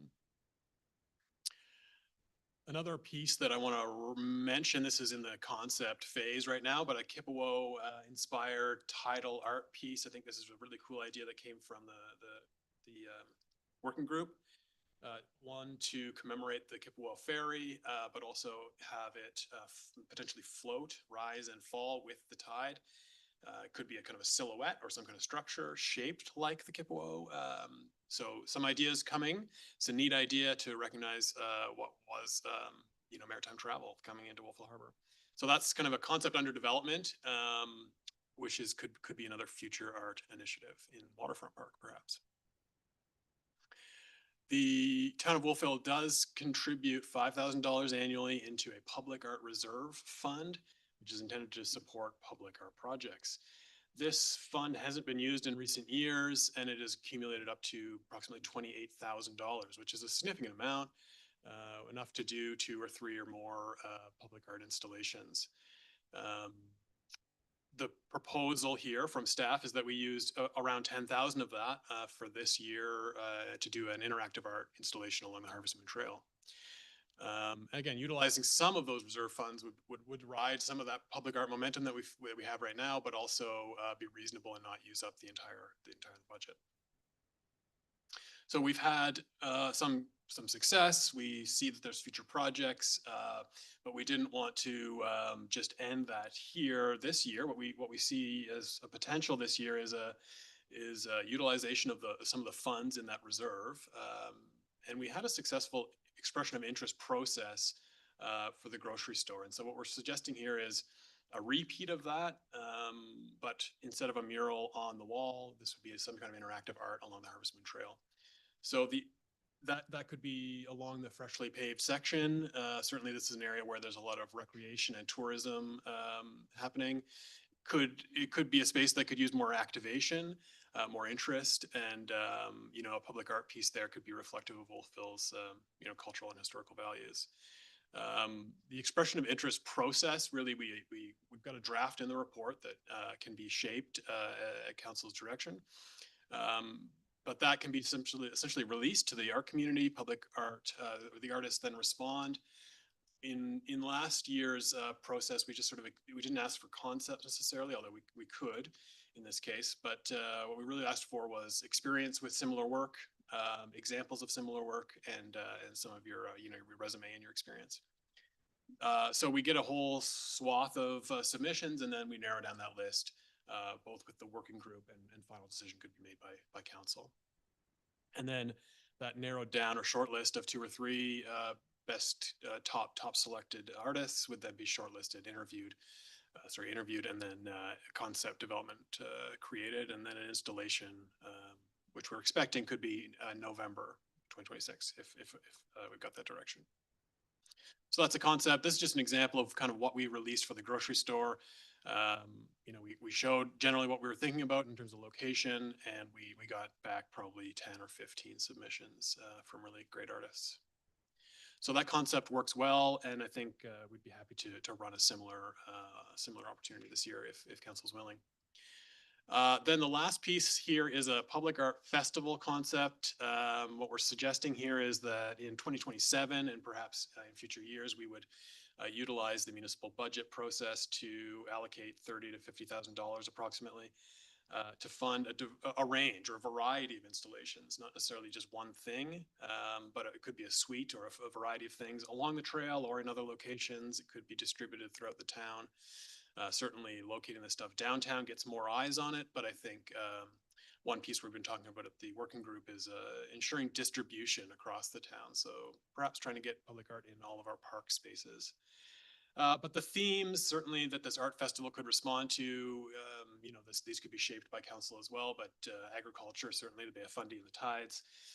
Certainly these festivals can attract a lot of tourism, additional tourism. They can also reflect Wolfville's history and future aspirations, but also lead to better public spaces that are enhanced, and which was important as we talked about earlier. Our public spaces become more and more important as the community grows and densities increase. So that's the public art festival concept. That could be shaped and it could look differently. It could be a sculptural thing. It could be a mural festival. Many municipalities take this in different directions, but those are the three kind of pieces that we're looking for feedback on. So I'd leave this slide with council. We're looking for a bit of direction on whether you're comfortable with remaining as a working group, whether you feel a $10,000 usage from the art reserve would be reasonable for this year, and whether you'd be interested in this kind of public art festival concept for future year budgets. I'll pass it back to Deputy Mayor. Thank you very much. Thank you, Mark, for all of that. Learned a lot from reading and what you're saying. Some of it is, a lot of it is quite new to myself. Maybe we'll just start off, maybe this is an easy one, number one. And then we'll open it up to other questions, but what does council feel about maintaining the working group and putting a councillor on there? Councillor Williams. I fully support the idea of a hybrid where you have at least one councillor there. One councillor is much more easy to manage than, a group. It's like herding cats. And I'm not trying to feather my own nest. The only art exam I took, I got 4%. So I'm not the right person.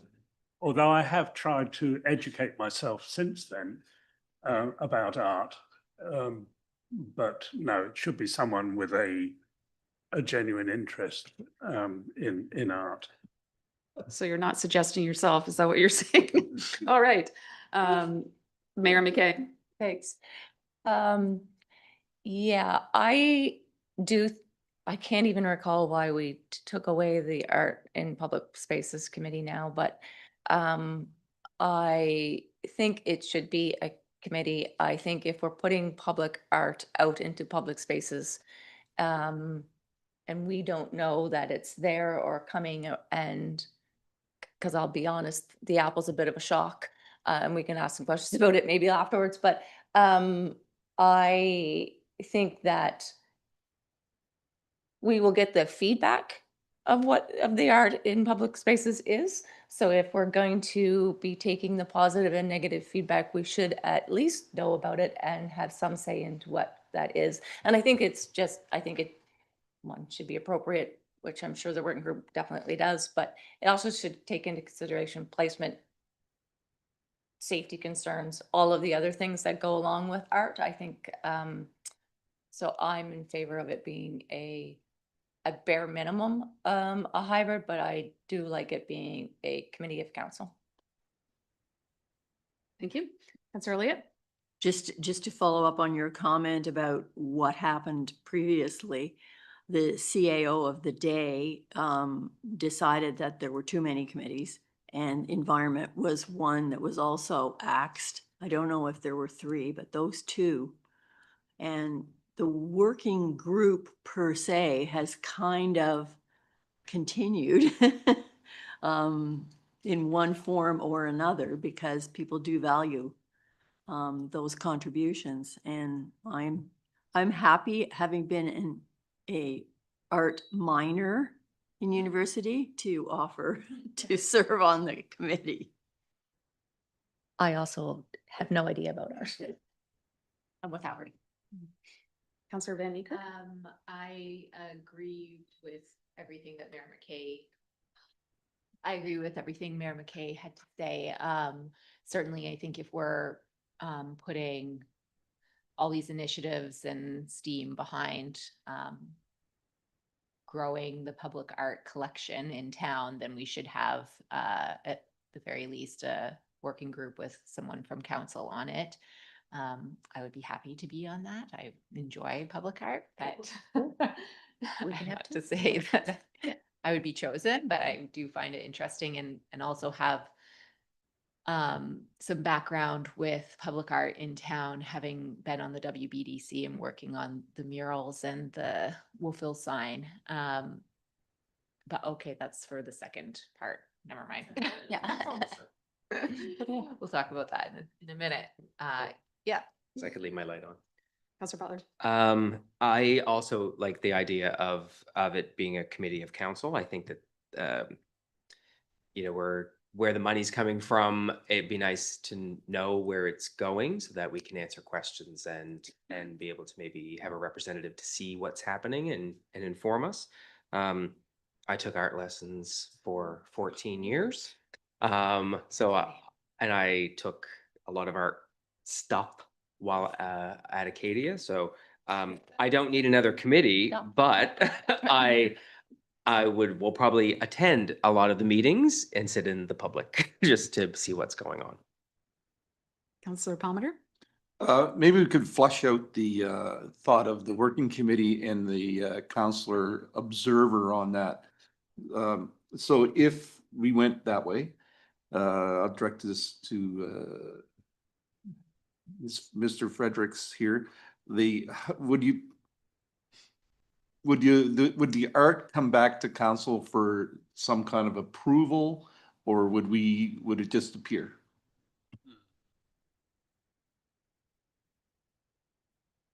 Glenn, do you want to chime in?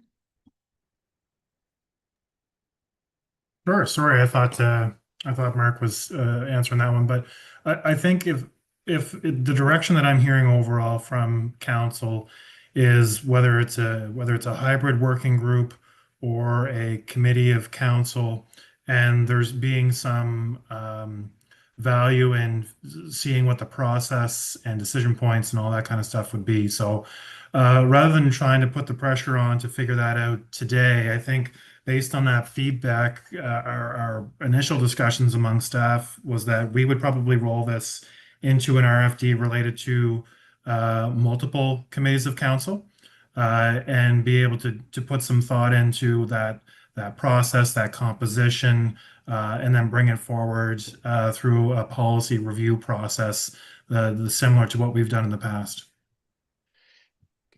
Could I just add a comment? Yes, go ahead, Director Lake. So I think part of this, and I've been part of these working groups, and I think some of the gap is communication and expectation sort of management, and how much really staff can take on at any given time. I just want to really highlight that we were part of the Art and Public Spaces Committee when it started, and I would certainly think that would be a great idea to bring that back.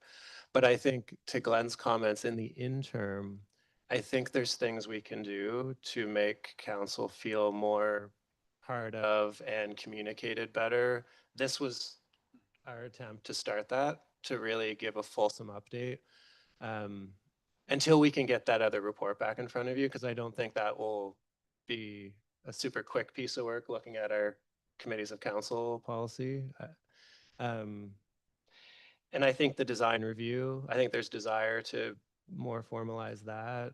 There might be a discussion around environmental sustainability and this art and public spaces, whether there's interest or not. But I think there's a broader discussion and some interim steps that I think really we need to take to make sure everyone knows exactly what's going on with these. I totally agree with that, because a lot of the stuff that I read, I wasn't familiar with. We haven't had updates. I think that's why some people are mentioning they wanted a committee of council, because that way council will be more informed. This the exact same as we went through the MPS and we talked about the design review. That's where we felt that we weren't informed as much as maybe we'd want to be. So I'm not saying that I would be in favor of a committee of council, but the communication needs to be more, and more things probably need to come to council for consideration. I have a couple other questions, but I'll leave them till later. Did anybody else want to have any comments before we move on? Because I think, Glenn, you had mentioned that maybe, go ahead, Mayor. Yeah, I think we need consensus on whether we think it should be a committee of council or not. And I'm not sure why we need a whole review of our committees of council policy. We've had a draft. Do we like the committee setup as it was? Yes or no? And move on if that's what we feel like it is. The whole review of it, seems like overkill maybe when we're looking at all the things we've got in our, operations plan. So, that's how I feel about it, but I don't want to put anything back on stuff that's not necessary. So I don't know that a complete review is, I mean, we literally just did it and said we wanted this to come back. So I'm not sure why we would do that. So that being said, Mayor McKay, do we want to just decide right now if we want to have it the committee of council or a working group on that? So, do you have any, I saw you come online there. So did you Yeah. want to say something? Just wanted to clarify. Oh, sorry, just a second. Don't want my computer to restart. Just to clarify on the RFD related to committees of council, so we expected that we would likely have to do something of that nature anyway, coming out of the MPS work in relation to the design review working group. And this was highlighted earlier on as well. We wouldn't do a full review of that policy. All of the existing committees that we really have no reason to review wouldn't be reviewed. It would simply creating the parameters, the composition, the mandates, all that kind of stuff, having it written committed to paper so that council had explicit view of exactly what they were approving in approving a public arts committee or whatever it ended up being called. So if council wishes to have a review or at least entertain the idea of a public art committee, that would be kicked to our subcommittee, which is called Council Review Policy Review. And it could go there and come back for the fall instead of, like, would it be something to that effect? That's more or less what I think we would be intending. That's pretty much what the timeline that you were thinking too, Devin? Yeah, absolutely. And I agree there. I don't think a big piece of work is needed. It's just that bylaw or policy does need to be changed just to reflect this change. Yeah. So we'll look around the table and see, I guess my biggest concern is when you're talking about an art festival, first sort of time I heard about it and it's $30,000 to $50,000. And for that not to be a committee, and then we're deciding on it from our working group, doesn't, like, we're spending money, we have to be fiscally responsible. That's a lot of money. So I guess my preference after this discussion would be to have a committee on that. So I'll go around the table. Mayor McKay shaking her head, Councillor Butler, Councillor Van Niekerk. Yeah, and there seems to be a lot of interest on who wants to be the counselor on that. I will say that don't put me on there. I don't have a lot of knowledge on that, and there's several other people around the table that do. So with all those head shaking, Glenn, the council feels that we may want to consider, we want to consider that as a committee of council. Yeah. Is there anything else from staff in the room that feedback in terms of early feedback before we get into drafting the terms of reference for that? No, but I would just add that I think the working group, I think, can be a testing ground, like in the interim, I guess for the next few months, they can still operate as a sort of a testing ground, a proof of concept or input source, then bring something to council for final approval. So I think it could still work that way, but I think if it's a committee, it can work that way as well. So Mark, just that being said, and Glenn, that being said, can we put a counselor on that working group right away? Well, we have a counselor on that working group. It's on the Councillor Elliott is on that working group now. Okay, so but how long would it remain that way, and when do we get updates on when you're meeting? That would be what I would be concerned most about, is getting updates that, yeah. Yeah, I think we can do that internally and work with Wendy to communicate that through council if that's appropriate, but we can sort of prep the meeting notes and communicate that stuff back to council that way. Mayor McKay? It says so that designated council observer. So does that mean that Councillor Elliott sits and observes and has no input and or responsibility to come back? Because I think that's the missing part. Yeah, that's the best part. So I don't, With, I guess I don't mind a working group, but there has to be some sort of contribution if we're spending taxpayers' dollars and putting things in public spaces that Yes, we need accountability for. I don't know the answers. I can offer to write a report. do you, do you want me to chime in on that, Chair? Absolutely. So just, I think we're getting into the distinction between a working group and a committee, and that's why the word observer was chosen. So a working group, the way we use them, are essentially advising staff. These are, you know, staff would bring a topic, a project, an initiative, whatever, and the working group is then using their expertise and input and whatnot and advising staff. Staff then brings something more formal to council, whether it be in a separate RFD or in a budget discussion or what have you. When a councillor is involved with a working group, it kind of inverts the reporting relationship when you have a councillor advising staff. So that's why we had put them there as an observer. So a counselor's role on that working group would be primarily of that communication conduit role. So they could then come back to council and say, you know, the working group discussed this, that, the other thing, so that the information was there when some decision point did eventually come back to council from the working group's work.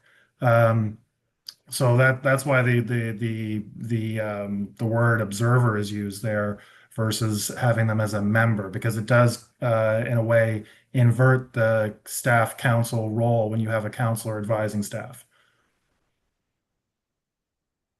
Mayor McKay? So that, I think that's the hitch point for me, is that it's, there is no, there's no reporting and there's no input. And I think if we look over the years of how personal art is in our public spaces, if I look at the Herbertson, that was, well, like, you know, if we look at the Colville, like it was just overwhelming the amount of people that came out to see that reveal. So I think it's a very personal thing for people and people love it. So yeah, I struggle with putting it in a public space and really having no knowledge or oversight of it. When we're spending taxpayers' dollars, yeah. I think that's why I said yes to a committee, because yeah, it runs the lineup. I'm not sure. Yeah, I struggle with that, I guess. You mind if I just say one other thing?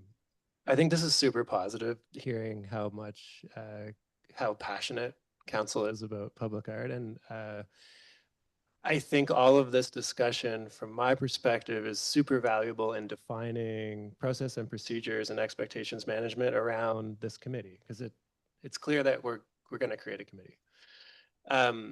Just on some of this stuff that has been long standing, I just want to clarify, like that apple. So council would have approved a piece of public art, a previous council, as part of that development agreement to be defined. So we just got that concept, and and this is why we need clarification. The DA was approved when we did have a committee. And so the development agreement says that that piece of art will be reviewed by the committee. And so we still have a structure. So the working group, you know, took a look at that, and from certainly the development agreement perspective, that was approved by council, that a piece of public art would go in the development. So we're kind of long overdue to clarify this. So it's kind of exciting for me to have this open discussion and get roles and responsibilities, because it has, not that it's been awkward, we're moving things forward. But I even think, like, the third point, I really think that, from my seat anyway right now, we might want to just press pause on that until we get the committee piece in order. So there can be more formal direction and reporting. And we're really looking for a mandate to be able to move forward with some of this work with clarity. And sometimes there isn't that. And I'm really hearing from council that you really care about what's where and why, and be able to answer questions. So that's really appreciated from our perspective. Thank you. I'm going to divert slightly because you brought it up, Devin. So the apple, that piece of art was in a development agreement how many years ago? It was the 2018-19 was the original commitment. So a piece of art. So who would have decided that it was the apple, and is it the developer that's paying for that installation of the art? Okay, so Yeah. who would have decided that that was what the structure was going to be? Was that the public art committee? That would have been approved by council of the day. So they had that Gee. apple picture, that's No. floating, okay. No. I guess my concern would be, yes, that was in the development agreement to put a piece of art in there, but us not knowing what it is that going to be in conjunction with the area that you're putting it in and the residents wanting that? Do you know what I mean? Like, is that, because you decide, is that something like, and where do we get in as a council? Well, I think that's part of what needs to be worked out because this has been a perpetual issue Yeah, in in sort of curating and jurying what art gets to go where. So this is on private land. Yeah. This apple's on private land. So there is a line between what we can regulate and what we are sort of enabling through really a development agreement process. What we're looking through in that process is saying, how can this change in the town have additional public benefits? One of them is public space, one of them is art. So that was that initial council decision. Mhm. Other properties, if it's our own property, absolutely, we should be deciding what's going there. But just keep in mind that we are also, like even this mural, the building owner had a lot of input on that, obviously. Mhm, It's their mhm, building, mhm. right? But it frames the public space. So Mhm. that's the sometimes tension between. Mhm. Yeah, McKay?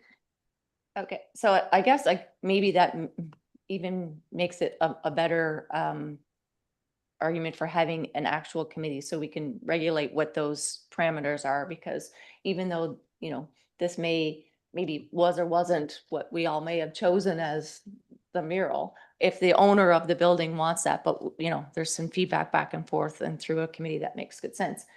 When we go, so I guess the same thing with the app, I mean, this was a painting on the wall. The apple structure that is designated to go in women's group, was that chosen by the developer or chosen by the working group? For that type of investment on private land, it's they're looking for feedback. The developer is making a decision on what they're putting there. Yeah. So where that is, so I'm curious about it because it's a stainless steel structure that I'm going to assume will attract heat. So it'll be very hot to touch. It will be reflective, and it is in the corner of a street. Is it going to reflect sunlight off it and blind people as they come down the street, which makes it a safety hazard? So I think art is important, but I think the actual installation is equally as important. And I'm a little bit concerned about it, and it's 12 feet high, and it's like, I don't know if we will climb on it. Like so I guess it's private land, so I'm gonna worry anyway, but it's, I was gonna say I shouldn't worry about it, but I will anyway. Yeah, so I'm concerned by it because again, it was a little bit of a surprise, and then I wondered if we had some discussion around it, would it have been something different? Maybe not, but if you can answer the questions about safety and stuff too, I would greatly appreciate that because I'm a little bit worried about it. I mean, everything's going to be done, and we have thought about safety sightlines, different things in the siting of this. But I do think we really do need to set up expectations, because I've been in a number of conversations about development agreement contribution that council is deciding on valuing. 292 Main Street has a similar clause that hopefully through the committee structure, we can better decide how council is involved or a committee is involved. Because as I say, that one, it's from 2018. A lot has changed since then. And then here we are today talking about it. So yeah, I welcome the additional structure. Some of the stuff that's either in progress or is happening, I'm not sure there's a lot of change that we can do on some of those right now. All right, I just have a question. Councillor Butler? In terms of the Apple piece, Because it's the first time I knew anything about it was in this report. So because that area of town is experiencing a bit of tension, that's a word for it. I'm finding the waters mildly muddy about public art in general, where some of it is WBDC, some of it is the public working group, some of it is like private stuff. It's hard to communicate if someone says, where did that come from?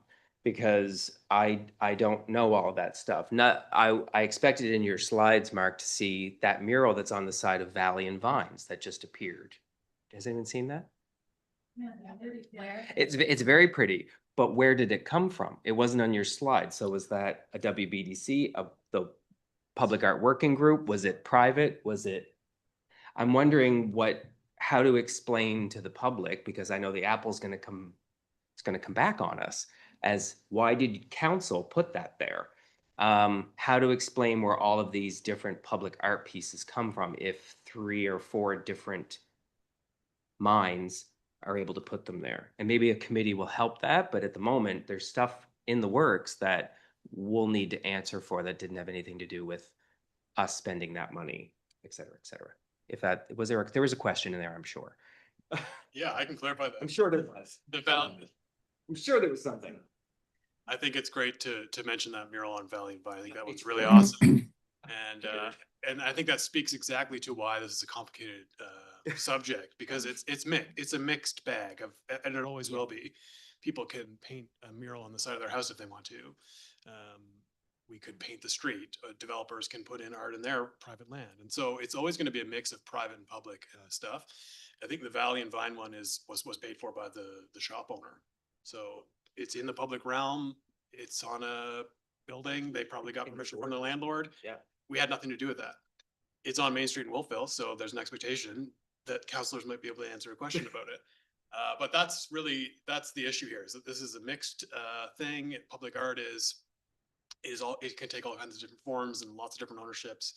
And certainly the Apple and Woodman Road was committed, the location of it was committed to, but the actual piece of art, it was to be determined, and the developer's paying for that in this case. So, I think we can help along the way, clarifying, developer did this, a business did that, WBDC did this, the town is invested in this one. We can probably help clarify some of that. Councillor Van Eek. I'd just like to make a comment about the apple while we're on the topic. I think when I think about an apple and a big giant apple, it wouldn't be like my first choice of fruit. But Thank you. But I do think personally that is a cool looking apple. However, I do know that when people find out about things after they happen, it doesn't matter if it's a cool apple or a cool grape or a cool banana, they're not going to like it. And it all comes down to communication and making sure people feel heard and that they know what's going on.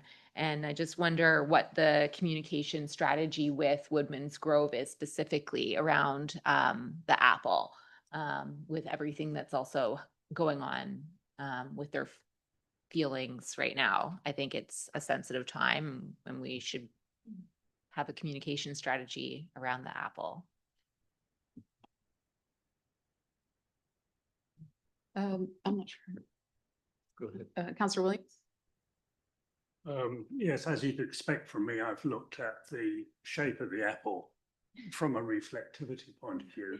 It is quite reflective. You can see that. I assume this is in New York. I'm not sure. Okay.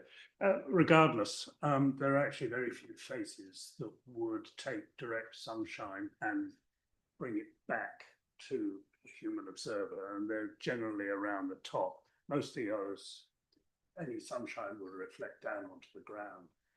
So it's just looking at it from a sort of topological point of view. I don't like the leaf that comes off the stalk, because I'm trying to recall my botany, which is miserable. But I don't think leaves generally do that. I also worried slightly about whether there was a copyright on that, because that looks very like another apple. And I'm trying to remember whether it's the Beatles apple or whether it's the apple. Whether it's whether it's the Beetle apple or whether it's the Apple computer apple. It's very close to either one. I can't remember which. It doesn't have a bite out of it, which probably helps. Mayor McKitt? So I'll have two follow-ups to that. Number one, if it reflects on the ground, if someone, I recall someone always telling me mulch catches on fire, things catch on fire when you put reflective things on it from a magnifying glass. So I hope that's not the case. And secondly, what is the communication? So I guess to Councillor Butler's and Councillor Niekert's points, how do we communicate what is public? I mean, it's all public space, I guess, but what is not under our discretion and shown up? Like, do we keep a list of things and say, here, Valley Vines, this is a contribution to public art from them on their space, this is private land? Like, how do we do that in an appropriate way that everyone can find it whenever they want to know it? Because I do think it becomes that muddy watered space. And when people are passionate about art, whether they like it or not, because it is a personal opinion. So I take that. I might not love all of it, but how do we do that, I guess, in a responsible way? Yeah, I can just add that one of the things we're hoping to do and working on, as suggested through the working group, was a kind of a master plan. We took that and thought about maybe developing a map to ensure that we've got distribution of public art throughout the town, but also through a map or even a walking tour pamphlet, we could identify all the public art in Wolfville, and we could classify them as, this is private, this was paid for by a private developer or XYZ, and then these are the ones that the town has involvement with, and here's another category, but like separate them out in that way. But I think, including them all on a list, because if you were visiting Wolfville, in some sense, some people care about who paid for it. But on the other hand, some people might just want to see all the murals in town. So we could kind of categorize them all, collect them in some kind of map or a table or something on the website, and just clarify who paid for which or who was involved with which. That's a good move. If I can, Chair, I think what we're dovetailing into is really the work of the committee that council has given an indication that it would like to see come to play. So whether it be parameters and clarification of public art versus private art in public spaces versus all those other dynamics of it.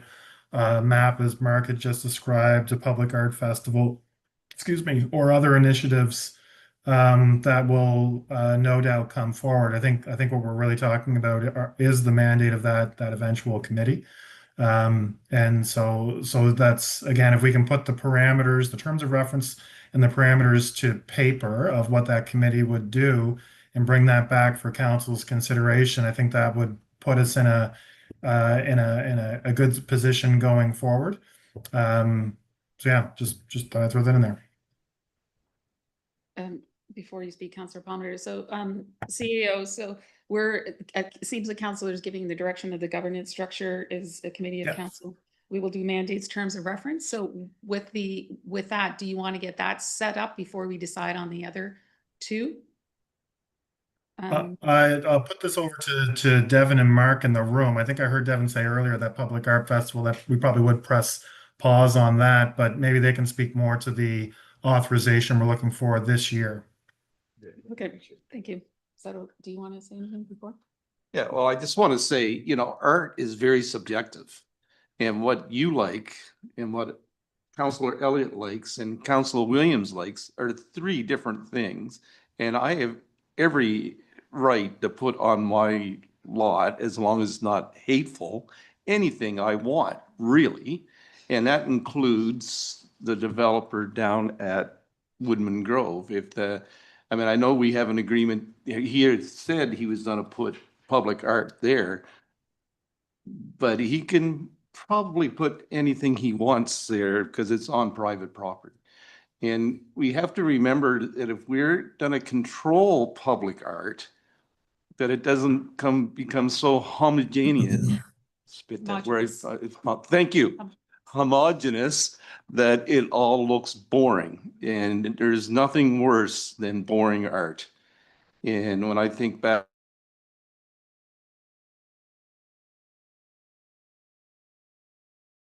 years, and what we did back then was crazy. And some of it was, that's terrible. Well, you know what? That's subjective.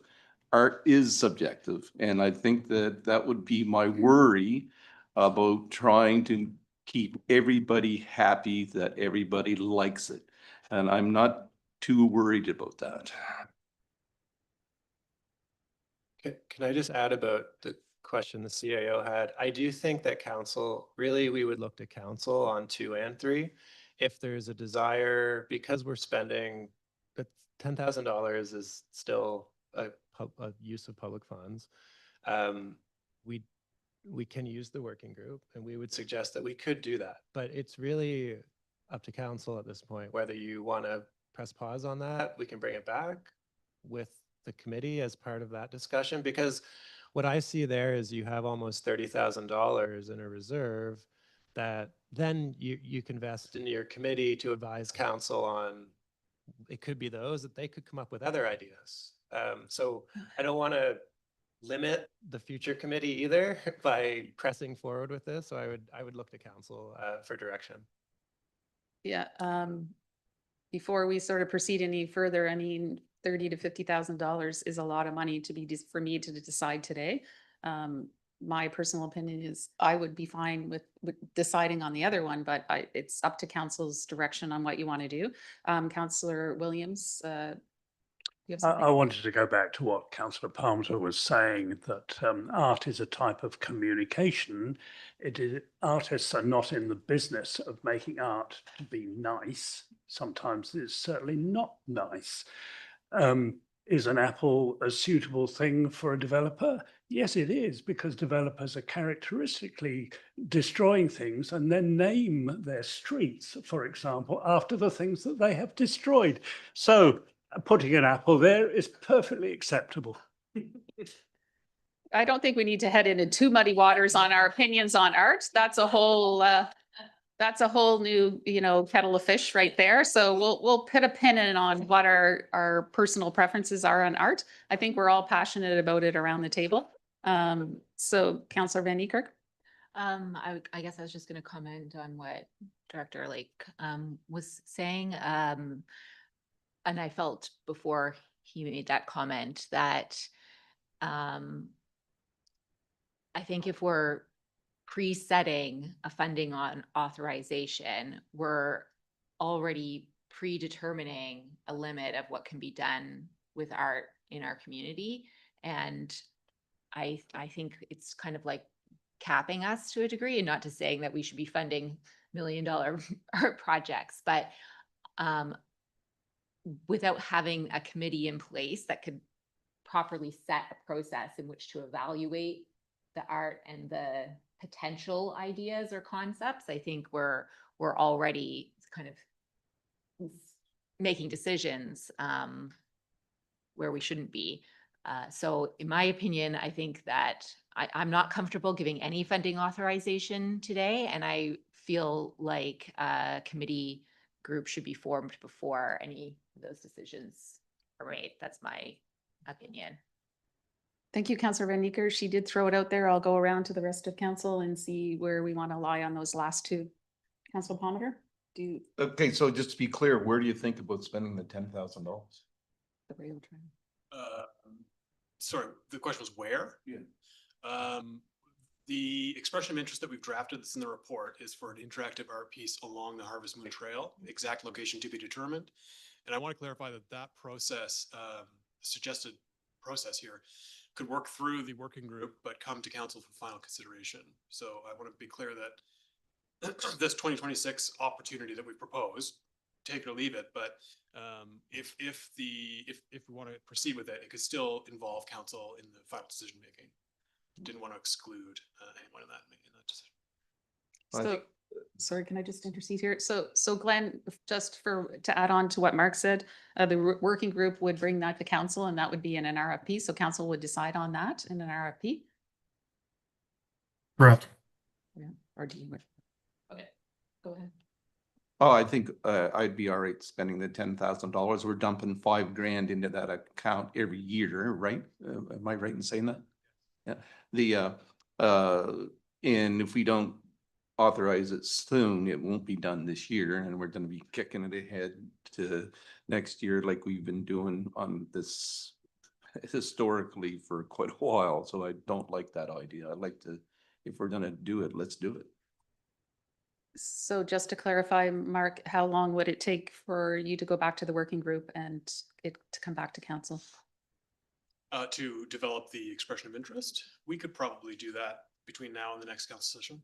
So So does that allow, I know that you had that in there, that this might be installed in fall of 2026 or? yeah, I mean, we were targeting kind of November 1st. And it sort of depends on the selected artist. I think, if we get something that's a mural on the trail or something, that could be turned around pretty quickly. If it's something that needs to be manufactured, like the sculptural apple or something, that can take several weeks or months. So it sort of depends on the selected artist. But yeah, in the fall seems like a reasonable time frame to turn that around. Yeah, so that one's more public facing on our property. So that's not a private sort of property. That's what the public's going to see that we decided on. Just want to take that into consideration, Councillor Van Niekerk. Councillor Elliott. might Sorry, have- Councillor Elliott. Thank you. Thanks. It's wonderful to see how passionate people are on this topic. I love it. The Public Art Committee was formed in 2014. It was a passion thing for Mayor Bob Stead at the time. And when I think about the people that have been volunteering on there, officially or unofficially, they are all very experienced and willing. So to be able to take on the authorization of $10,000, I think is quite a reasonable thing. So I'm in favor of that. So we have Councillor Elliott and Councillor Palmer in the favor of that. Councillor Van Niekerk? How much did the mural on Carl's wall cost? Great question. That was around 5,000. Okay. So what we got, just to build on that just briefly, we got a number of submissions from many different mural artists, floral painters, like photographers, all kinds of different things. And the price ranges were all, they're kind of all over the place, but a lot of them fell around $5,000 or 5,000 to 10,000. So we're confident that a $10,000 upper limit can get us something pretty good for the trail. Maybe potentially one area where the price of things have gone down, because I'm thinking to the huge mural on the back of the DeWolf building, which I believe was $32,000, and the cost of the sign in Waterfront Park being $26,000, and just I guess at this point, there is no expression of interest out there, there is no RFP in the works, and we're saying, here's the budget, not to say that we need to spend more, but just that we're putting it out there. It's going to only attract certain conceptual designs, and we're already limiting ourselves in what we can do by having that as the barrier. And I guess I would just worry here, we do have a fund with lots of money in it to potentially do something really long-term and meaningful. Painting the beautiful concrete that we've laid will rub off within a month. Is that a good use of the money? And I know that will be all determined by the working group, but I just worry that those are the types of things that we would get back at this point, and that I would like to see us thinking just something more long-term with that money, I guess. So just, I'm not in favor of approving the $10,000 without seeing also, sorry, just on that comment, there was a question that you asked in your presentation about do we want to see concepts before choosing the artist? And I would be in favor of seeing concepts before moving forward with somebody. So, All right, Mayor McKay. I guess, can we just bring it back for a second? So how long will it take to get a governance structure in place? Because if that is already, I mean, we had one, if we're just tweaking it and then adding it to our, can we do that in, what month is this? June, July? Because I agree, I hate, if you're gonna put out an expression of interest, I would rather put out an expression of interest of size and scale as opposed to dollars, because I think that means something different. So what are we looking for as opposed to this is how much it costs? So because it's, if we're spending that kind of money on a really public facing place, when we just put a great investment on the trail and we're inviting people down to use it, I think it should be spectacular, whatever spectacular is. So I'm just wondering how fast number one can come back, because if it can come back in July, I think you can work on an expression of interest maybe simultaneously. Not that I know your work plan exactly, so I don't want to say that. I'm not giving direction, CAO, and just see what that looks like to go together, and then maybe we can still roll something out relatively quickly to get it in for November. Is that possible? From my seat, I would much prefer to bring something back in like September, because we have my office, speaking for my staff, have a tremendous amount on us right now, and the construction season's really short. I don't want to diminish the public art piece, but this, in the realm of what we're working on right now, this is not a high priority. And so I think where we're finishing the Harvest Moon Trail, it'll get cleaned up. It'll be much better in the spring for a placement. It'll give council time. There's a lot of questions here that I think are super positive, and we need to unpack the expectations management procedure piece. So I just don't want to rush through this, and we don't meet in August, and there's communication. A lot of this comes down to communication from what I'm hearing, is everyone wants to know what's happening when, and we want to put council in the driver's seat properly through this policy work. So if there's a political will there, I would just advocate for, we're really busy right now for the next couple months. If I can just, Sorry, go ahead, CAO. I was going to say, just building on that, I think well, we've gotten some really good feedback here, and so what I would suggest is that, excuse me, we bring back that governance piece in September, as Devin suggested, and there's those other two pieces are more important than they are urgent. And so we just pump the brakes on those, bring back the governance piece, and then once we have our governance house in order, we can move those pieces forwards with more, if that's the will of the new committee and council, with a little bit more confidence and familiarity as to what's going to occur. I do agree with that approach. I'll just, Councillor Palmer, do you have something to say before we? Yeah, I'll just say, so nobody gets blindsided by this, as we all know that the anvil was painted last year, I guess, and the mural of Joe hanging out the back corner on the east or west corner is now covered up. And I think that there's a bit of a will to a mural to be painted on the north edge of the anvil, and probably, I'm guessing that will happen this summer. So just so everybody knows that there's another mural coming. So that's just a heads up on that one. So I'm just looking around the table. Is everybody comfortable with the approach that CAO Warren suggested? Nodding. Okay, we're good with that, Glenn. Okay, so looking at staff, is there anything else that you need? No, okay. Thank you very much.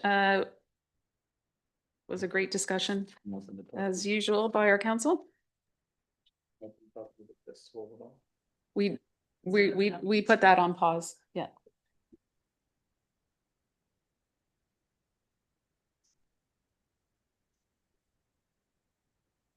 Turn my mic on. I'm moving on to number 7, our CEO report. CEO Horn, do you want to take that, run with that? Sure, thank you very much. Right off the top, I want to thank and congratulate everybody that was involved with the return of a Wolfville float to the Apple Blossom Parade this past weekend. Blossom, the familiar face of the apple tree, was a hit, parading through Kentville and New Minas on Saturday. So special thanks goes out to Suzanne McKenzie in Planning and Public Works, who spearheaded that initiative, along with Laura Y. and Lindsay, who were part of the working group to develop the concept, and then the numerous people from Parks, Public Works, Recreation, and everywhere else that contributed, large and small, to that float. All of it is very much appreciated. And particularly a shout out to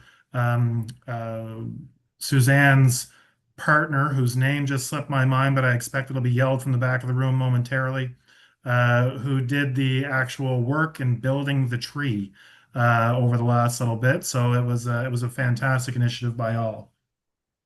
On other events from the town, so policing priority feedback continues. There's a survey on Wolfville Blooms live right now for residents and council to provide their feedback on policing priorities, essentially verifying what we learned in the 2022 exercise. Is that still the focus of residents, or do we need to go into a different direction?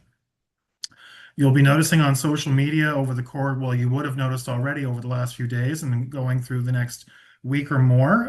This is Access Awareness Week, and a series of videos produced by our Manager of Communication Strategic Initiatives, Barb Shaw, and overseen by our Accessibility Advisory Committee, are hitting the airwaves of social media. So I'd encourage everybody to take a moment and check out those videos. I was completely unaware of the acting abilities of certain members of council in our accessibility committee as those videos started to roll. The Recreation Hub is open for another season with already over 100 bookings online in the first week. So get in there quickly if you'd like to book a bike for the next couple of weeks. Horton Grad Party will be Horton Grad Parade will be moving through the main street of Wolfville on June 25th. So the businesses affected along that route are being or have been notified, and we can expect a return of the grads on the 25th. Hopefully it's nowhere near as warm as it was last year. Going to parks operations, seasonal solid waste stations were placed out around the town as required, and 4 new waste stations are being installed once they are received. Planters are also expected to be popping up anytime now. And related to the downtown core, tree grates were weeded and crusher dust added on top to relieve some of the tripping hazards. On to Public Works, Maple Avenue, Skyway Avenue, and University Avenue have all been ditched over the course of the last 3 weeks to a month, improving some of the water flow in those locations. Approximately 90% plus of winter plow damage has now been repaired around town. And Willow Pond has been resurfaced with waterproof cementanious concrete. So for council's knowledge, we were losing a fair amount of water from Willow Pond over the last number of years.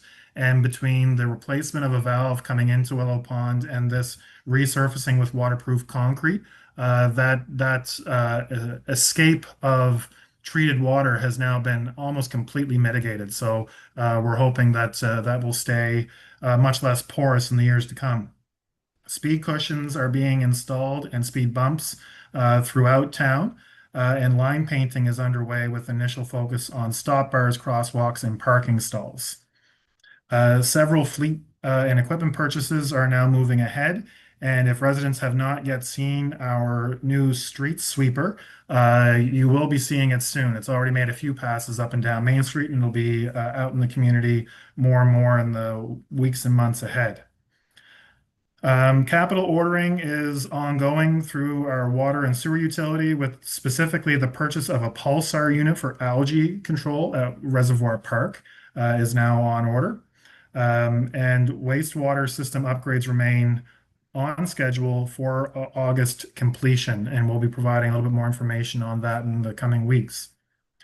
There's a rundown on building approvals in your package as well. I won't go through them all specifically, but they're available there. And as always, you can find updates on planning and developments on the website as well if residents want to see exactly what has been applied for and approved. And we will, in the next few weeks, we'll be rolling out the front end of our Straighter Streets initiative. And residents along Sherwood and Sterling will be receiving letters detailing some of the changes they can expect to see this year, as well as an invitation to participate in data collection using our new TELRAM devices to count vehicle volumes, types, and speeds. A public-facing web portal will also be available so the public can view that traffic data as well. Our urban forest policy is still live on Wolfville Blooms for feedback, so I invite folks to take a look at that before it closes later this month. And then finally, second to final, our audit team is scheduled to be on site the week of June 22nd to begin the audit process. And then finally, we will also be working with Acadia University students again this year during warmer weather to do sample from both ponds at Reservoir Park to test for, let me get this straight, cyanobacteria. And the students will also complete a visual inspection of the ponds, and that will be run through our water utility personnel this year. So that is the CAO report as submitted, Chair, and I'd be happy to take any questions. Thank you, CAO. Are there any questions? I see Councillor Williams, you have your light on, so go ahead. I did acronyms 101, but it didn't tell me what THN is. Is it take home naloxone? That's what I thought. Where is it? It's under utilities on page 3 of your report, near the bottom.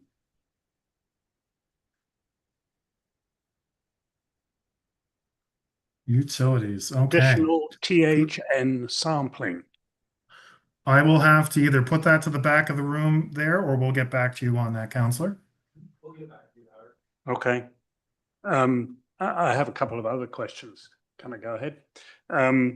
You talk about the cyanobacteria. That's fine. I'm glad that's either being controlled or sampled for.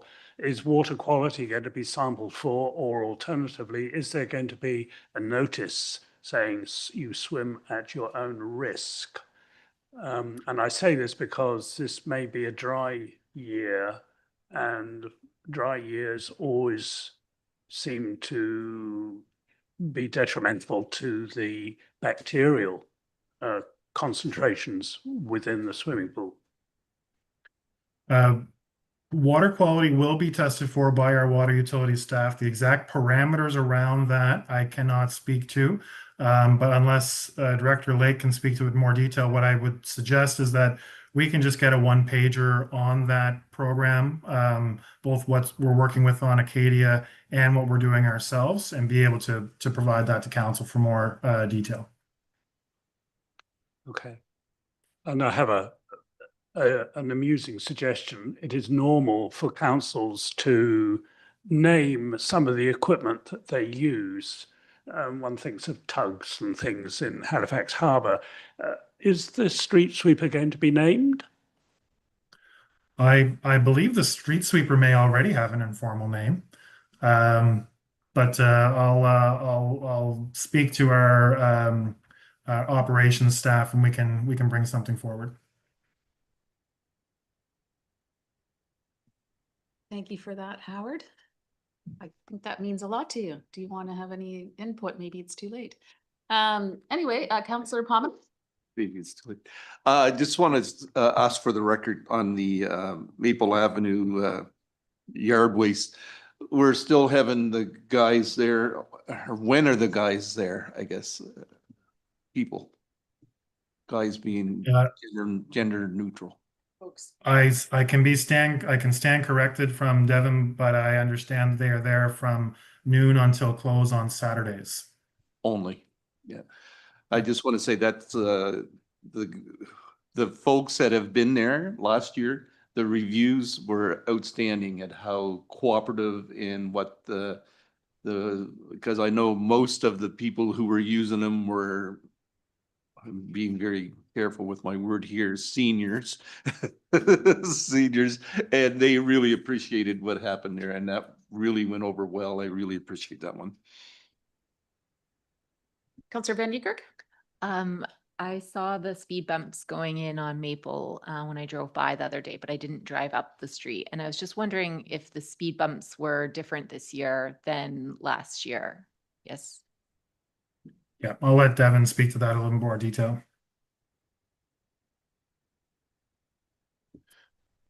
The speed bumps are wider. So we'll see what feedback we get on these. I would think about these as a toolbox of traffic calming that we're trying. We actually bolted them in a public works yard first. So we're learning as an operational team, you know, how to put these out and how to respond to some of the challenges.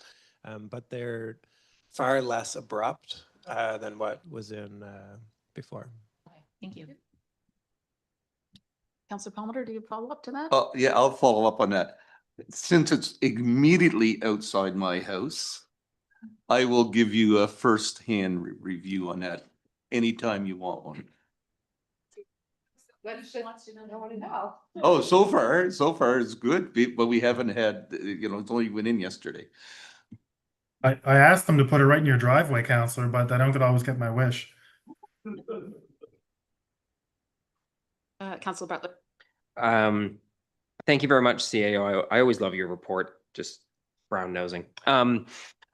I know you can't mention everything, so I am going to mention the very first thing in your report, which is the Moving Beyond the Binary free workshop. I want to give a big thank you to everyone who came to our flag raising on June 1st. It was wonderful. I have had so many folks say to me, wow, that is great to see so many staff, counselors support that. It really, I'll never be able to express how much it means to me. So I will just point out that this workshop has been given a couple of times. I took it at Acadia and I did it before at the Alwoodle Theater, and the deputy mayor and the mayor were there that night. If you can be there, it is a wonderful workshop. It is at the Alwoodle Theater. It is free. It is on Monday, June 22nd. If you cannot make it, please do your best to promote it to all ages, all demographics to go. I think it was only an hour, maybe just a little over an hour. And Allison is a wonderful teacher, and it really was beneficial on so many levels. So I just really wanted to highlight that. Thank you. Thank you, Counselor Butler. I will confirm that Allison really is an amazing facilitator. She makes you feel safe and answers all your questions. She really is amazing. So it is definitely worth attending that. Counselor Elliott. Yes, question for our distant CAO. Glad you could get away, Glenn. You mentioned about checking volume numbers of vehicles on Sterling and one other street.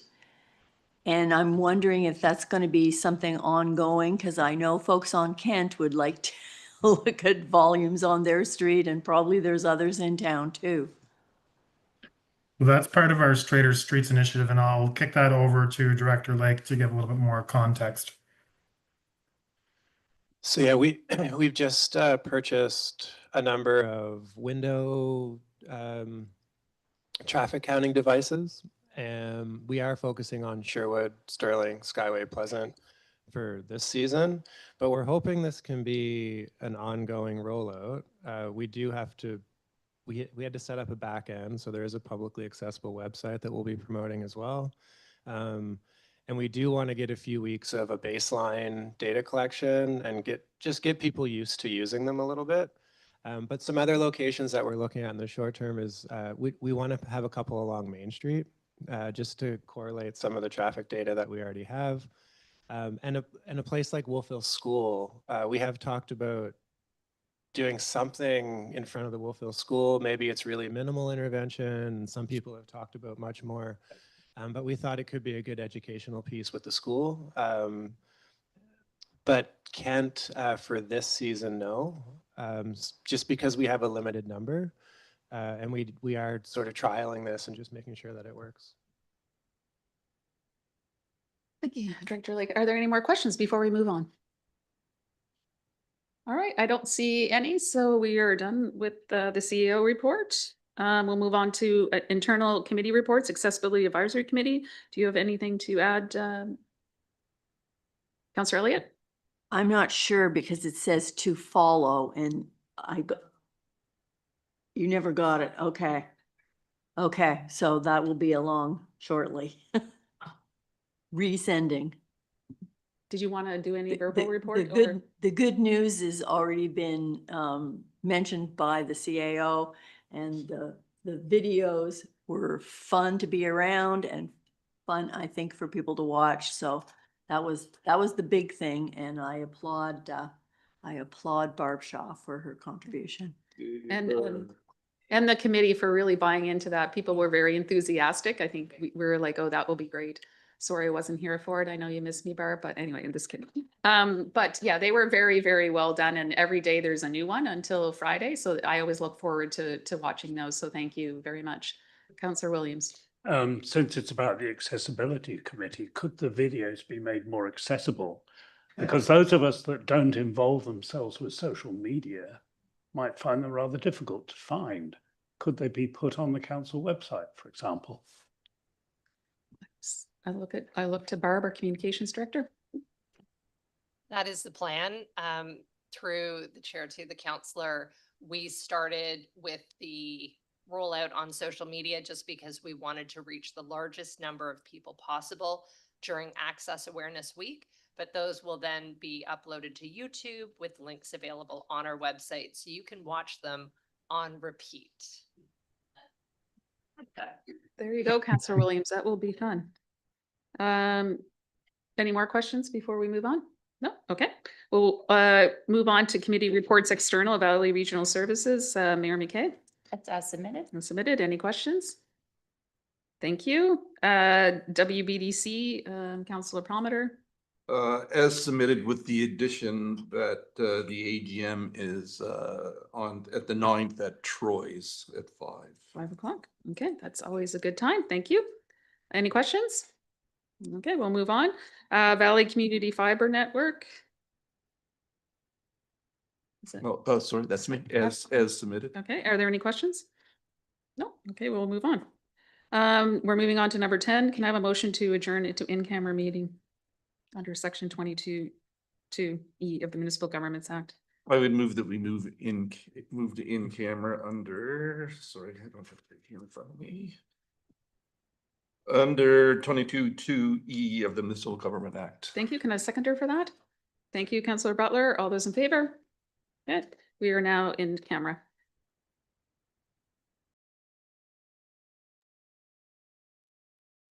I think I'm just staying up here, right, Laura?